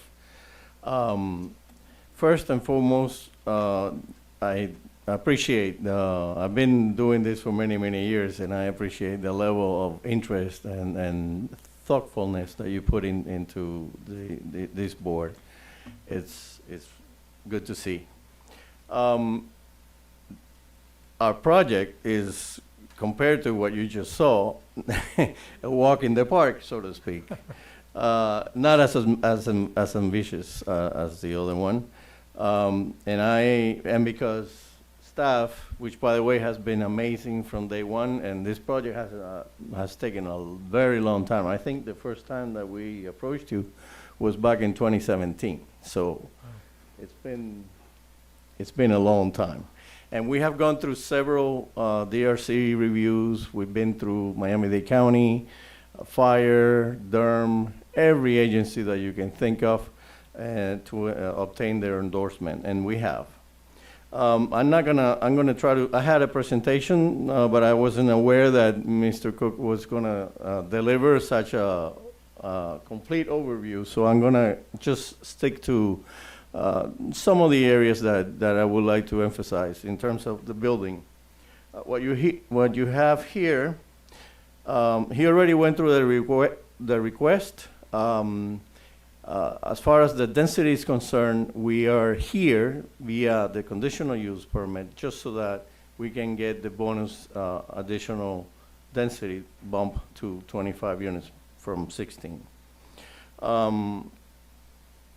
So this, as he mentioned, we comply with all your zoning regulations and your city's comprehensive plans, goals, objectives, and policies. Let me go to the next. Do I have to point in any direction? No, you're fine. No? Oh, down, okay. Was the other way, thank you. The property, as he mentioned, is 25,740 square feet in size. It's zone R5, and we have established why we're here requesting the density bump up. And as I said, it's been through every county agency, et cetera, et cetera. So let's move on. The site is actually, let me, if I may, I have here.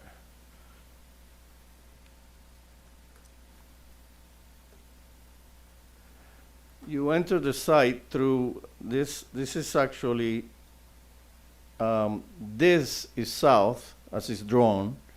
We should have turned the site plan around. This is north. So this is 136. You enter the site through 136. Here on the first floor, you have your parking area down here, over 40 spaces. 8 of them are EV spaces, for electrical vehicles, stations. Here you enter the building. This is an amenity utility area, and here you have offices for leasing, etc. As you move up, let me see. Second, third, and fourth floor is all residential. You're going to have a mixture of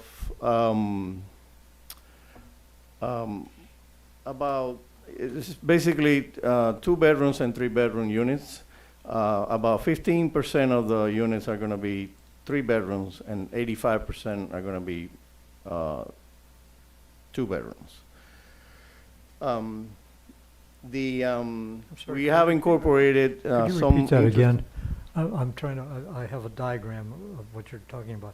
You said, how many one bedrooms? 15% of them, of the total, are going to be 3 bedroom units. 3 bedrooms, okay. Yeah. 45, 25. It's 15% of whatever that comes up to be. We went back and forward a number of times on that, because it really is what the market dictates and what entices more people. But the majority of them, 4 apartments, Chief. 4. 4. Mm-hmm. Majority's gonna be 2. two. Majority's gonna be 2, you're gonna have 1, 2, and 3. Mm-hmm. Yes. These are the elevations in the drawings, but I'm going to go straight to the renderings. This is the front elevation. As you can see, from the architectural standpoint, we have maximized the glass area as much as we can, because it gives the individual residence or apartment much bigger space, sort of, from the psychological standpoint. And then we have used different, we have pushed in and brought forward different levels the entire facade to make it more interesting, and so that you have somewhat of a different product every time you enter into one of these units. Right. So, and we also incorporated a railing system. It's called abstract railing that adds a nice touch to the building, architecturally speaking. Are the offset designs on both sides of the building? Yes, it's the same basically the same design on both facades. Yeah.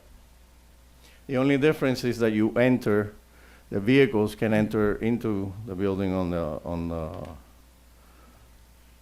the other side. Let me go there. You see? Yep. On the one corner of the building. Okay. They can go through And that is basically it. We look forward to your favorable recommendation. From here, we go to council, and that would be the end of our trail. And hopefully from there, we go to construction drawings, which are already more or less in the works, based on what you see. Chair recognizes Mr. Held. So I have a question about the number of units and by type. So on page 468 of the agenda package, there's a parking tabulation that says 21 units are 2-bedroom and 4 units are 3-bedroom. Does that sound right? Yes, correct. So there would be no 1-bedroom units? There are no 1-bedrooms. That was based on the information that I sent you today? That was based on the zoning table that we sent, the last one. That's the one that's correct. So that table that states the number that Mr. Held. 21 and 4. Yeah. stated. And I apologize, it's just that we went back and forth a number of times trying to figure out which combination we wanted to go forward with. Okay, thank you. This would have been as of 25. yesterday, because that's when the agenda came out. Now,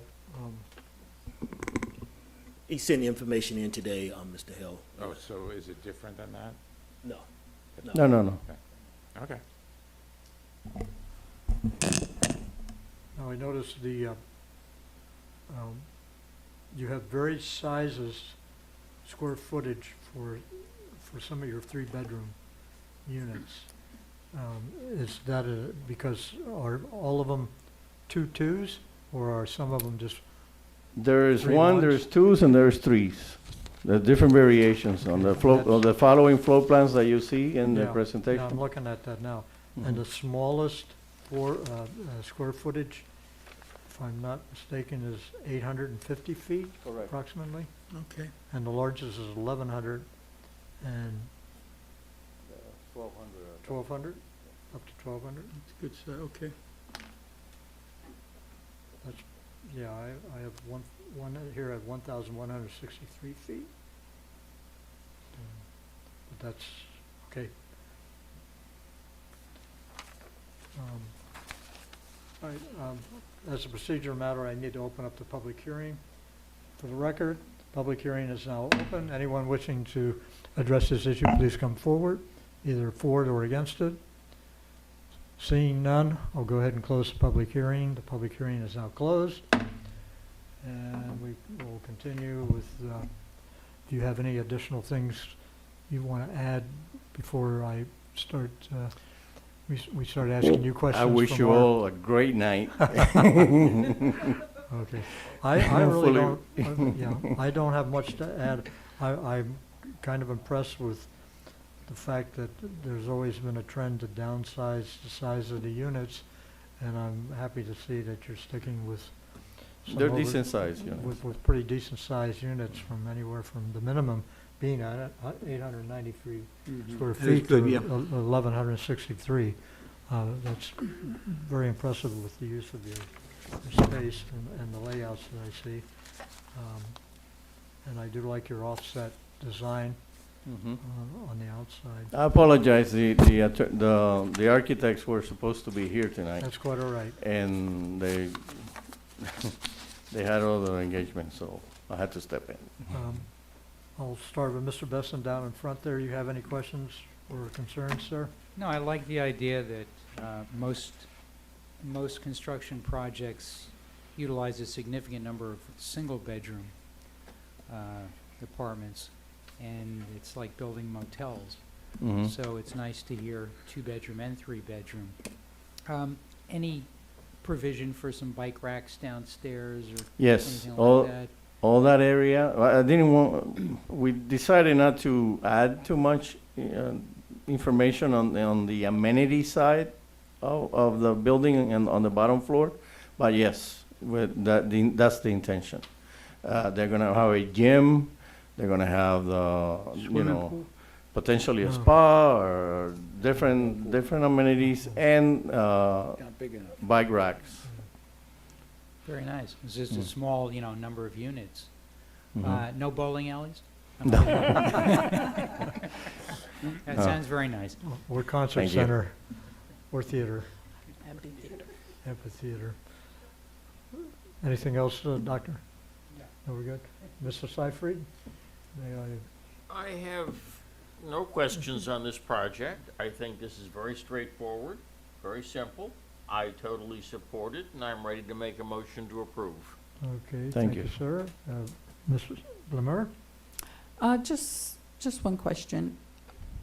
Your title, you are representing, The property owners, I'm a former city manager for 28 years. Dorada, Homestead, et cetera. I've been on my own for the last 11. okay, And I'm a land use consultant. I do entitlement work mostly, okay, so you're just representing the owner? representing the owner. Okay, and the owner is with us tonight? Yes. Okay. Aaron Herzl. Thank you very much. Mr. Herzl, Yes. can you step forward, please? And Chair does recognize he did, that's quite all right. That's right. Hi, Hi, how are you? fine, how are you? Great. Thank you so very much for choosing North Miami. I would just like to know what is your current relationship with the city and why you chose the city? I developed in New York City, in Brooklyn, Park Slope, downtown, the last 20 years. In the last 7 years, I started coming to Miami, starting buying properties here, and trying to change the zoning, trying to get a little bit better. You see, we're at 16, we try to get 25. And we do larger scale. This is a small project. We have different neighborhood in Miami. We do a little bit larger. And that's it. I'm starting to spend money in Miami. That's all. Okay, great. Where do you currently have projects in Miami? I can say all over the place. The northeast, along the US 1 corridor, Mm-hmm. I would say north of Miami Gardens. Oh, okay. Okay. With a lot of properties on there. A lot. Yeah. Okay, Along about a block or two from Biscayne Boulevard. okay. All this can be worked, right? Thank you, Like sir. 5, 6 acres there. Okay, thank you. Thank you so very much, sir. Mr. McDermott? That's all my questions. No, I'm sorry. Mr. McDermott, you have the floor, sir. Yes, I think this is a good project. Thank you. I like the bedroom size. I know several other people have mentioned it, but I like the bedroom size. It gives it more of a community neighborhood feel to it rather than, trying to crush. Jam as much as you can Right, in the exactly. in the space. Exactly. Kenny? Kenny? What kind of amenities do we have here? And I see is another building going up and just bare bones in a way. The washer and dryers, are they gonna be in the apartments? In the apartments. Every apartment's gonna have a washer and dryer? Yeah. Okay, I mean, I didn't see a swimming pool there. What kind of activities? You said you're gonna have a gym? A gym. That's it? A gym and potentially sauna. Who, what? know, I didn't hear you, I'm sorry. Gym and a sauna, Sauna? Yeah, if Radar? there's not enough space for a community, for a building pool, unless we put it on the top. And Well, then why don't you do that? would- That's a pretty good idea with a rooftop garden. You know what? I'll tell you what, I think, now you're cooking. You want to put a rooftop pool and a garden up there, now the thing, I've been in this city since 1970, and I remember when these buildings were going up on 6th Avenue, and they would look nice at the time, and now they're all rehabbed. And I just I hope we can break that cycle where you're putting a nice-looking building in a residential area. And I would like to see I'd like to see it glamored up. I would like to see a rooftop garden. I would like to see a swimming pool. If you have to go another floor, I don't know if you're permitted to, but I would do that. Something that you want to get a good tenant. You want somebody to move into that neighborhood that's going to stay here a while and feel like they got a piece of the action. Yeah. And that's I mean. It would add a considerable cost, especially on the top floor. I have no problems with it. And we're It's real trying to money. keep the cost down, keep them realistic, based on the way the real estate market is going. And to his defense, Chief, insurance rates are I know, I pay a lot of insurance, I know. With, unfortunately, with buildings with swimming pools. It becomes an insurance nightmare. I look at 20 years, well, hell, I'll be 98 then, 20 years down the line, but I just look at it and I just don't want to see these buildings deteriorate. I want to see it, something glamorous. I seen what happened on 6th Avenue, and Charlie, you and I were young guys back Sure. then, and, I don't want to see it, it's like a repetition, and I'm glad to hear that you're putting in washer and dryers, and then you got big-sized bedrooms, and, I mean, that's a plus, but I'd like to see more, but, it is what it is, and maybe we better go look at the land use ordinance again, and Derek, start changing something, let them go higher, and let them put a rooftop garden and a pool up there, and, That is certainly the trend, yes. I mean, that's the way to go. Mr. Chair. And the other thing too is the footprint. We had a project go on 6th Avenue and 145th Street where they put that elevator in there for the cars. And they limited the amount of cars because you got more percolation. And we're talking about the environment, talking about global warming, blah, blah, blah. And that's a beautiful project. And, and I like to see a lot of glass. I mean, it was You'll have it here. yeah, well, okay, anyway, I beat the dead horse, let's get going. Thank you. Mr. Bob, sir? I feel like to talk to Dr. Filgis, no, thank you. Forgive me if you already mentioned it. What are the proposed prices, your proposed price points? Market value. We initially thought that we were gonna go do, well, it's still on the table, I believe. The thing is that we need to sit down with the county and see what the real options are in terms of workforce housing. That's how this started. We started the discussion, but it was then set aside, and we said, let's continue with this, let's not complicate it. That is something that they definitely are interested in, and if the costs, in most cases with these investors, is that if they ever sell in the future or something, you have a commitment if you go with one of these programs. And if you want out of that program, then there is a fee in lieu of that you have to pay. And depending on the type of program that you're in, that fee can be very steep. So it's a conversation that we still want to have, but as of now, the way we're moving is market. But we want to keep the cost down, and we want to have at the end of the day, a building that is affordable, that is going to have perhaps an association or whatever, that it doesn't break your pocket. That's the intention. Okay, that was my only question. Thank you. I have no questions. I am impressed by the size of the apartments and that you were able to, it's a little tight on that land, but you've indicated you're willing to, that you will follow through with making sure that you have enough green. Yes, green space we comply addressed. with every other section of the code, the landscape, area and bulk, every one of them. We're not seeking any variances. Your air conditioning units are on top of the roof or the ground level? On top of the roof. On top of the And they roof. have screening. The screening. Yes, your swimming pool. There goes the swimming pool. Overall, though, I'm fine with the project. Mr. Chairman, Yes. is this project going to be fully funded by the owner? Yes. Thank you. Right, very good. And that funding's in place, and you can anticipate moving on it rather quickly once we get. That's the once you get- intention. As soon as we get approval, we. Very good.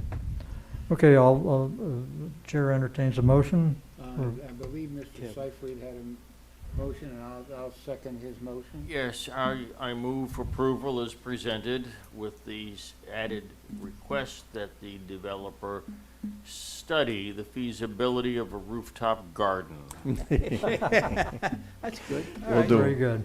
Yeah. So noted, would be and do I nice. have a second for that motion? Yeah, I'm the second. Seconded by Mr. McDermott. We'll do a roll call on this, if you don't mind, Madam Secretary. I know, it's been a long day for you. Okay, I know I Chair. talked to you early this morning, too, so. Oh, good for you. Go ahead. All right, Chairman Ernst Yes. and Vice Chair McDermott, Yes. Commissioner Blamire, Yes. Commissioner Each, Yes. Commissioner Seafried, Yes. and Commissioner Bob, Yes. and Commissioner Besson. Yes. All right. Unanimous. Thank you all. Motion passes. Have a great evening. Thank you, sir. Thank you. Right. Thank you very much. Plant some more trees up there. Okay, okay, we still got a couple more things here to cover before we call for adjournment. Committee reports, staff, do we have any committee reports? I only have one update. Commissioner Seafried had requested an update on when the pedestrian bridge was going to reopen. It's been reopened. It has a Yes, yeah, I meant Yes. to tell you that too, Mr. Seyfried. I I walk by checked there with Public every Works. day, so. Take care. All right, and that's it on the committee reports. Any old business that we need to address? None? Any new business? New business, if you can make a note, since I still want to stay on top of the Parks Department to keep giving us Updates? updates on the situation with the Tot Lot and Cagney Park.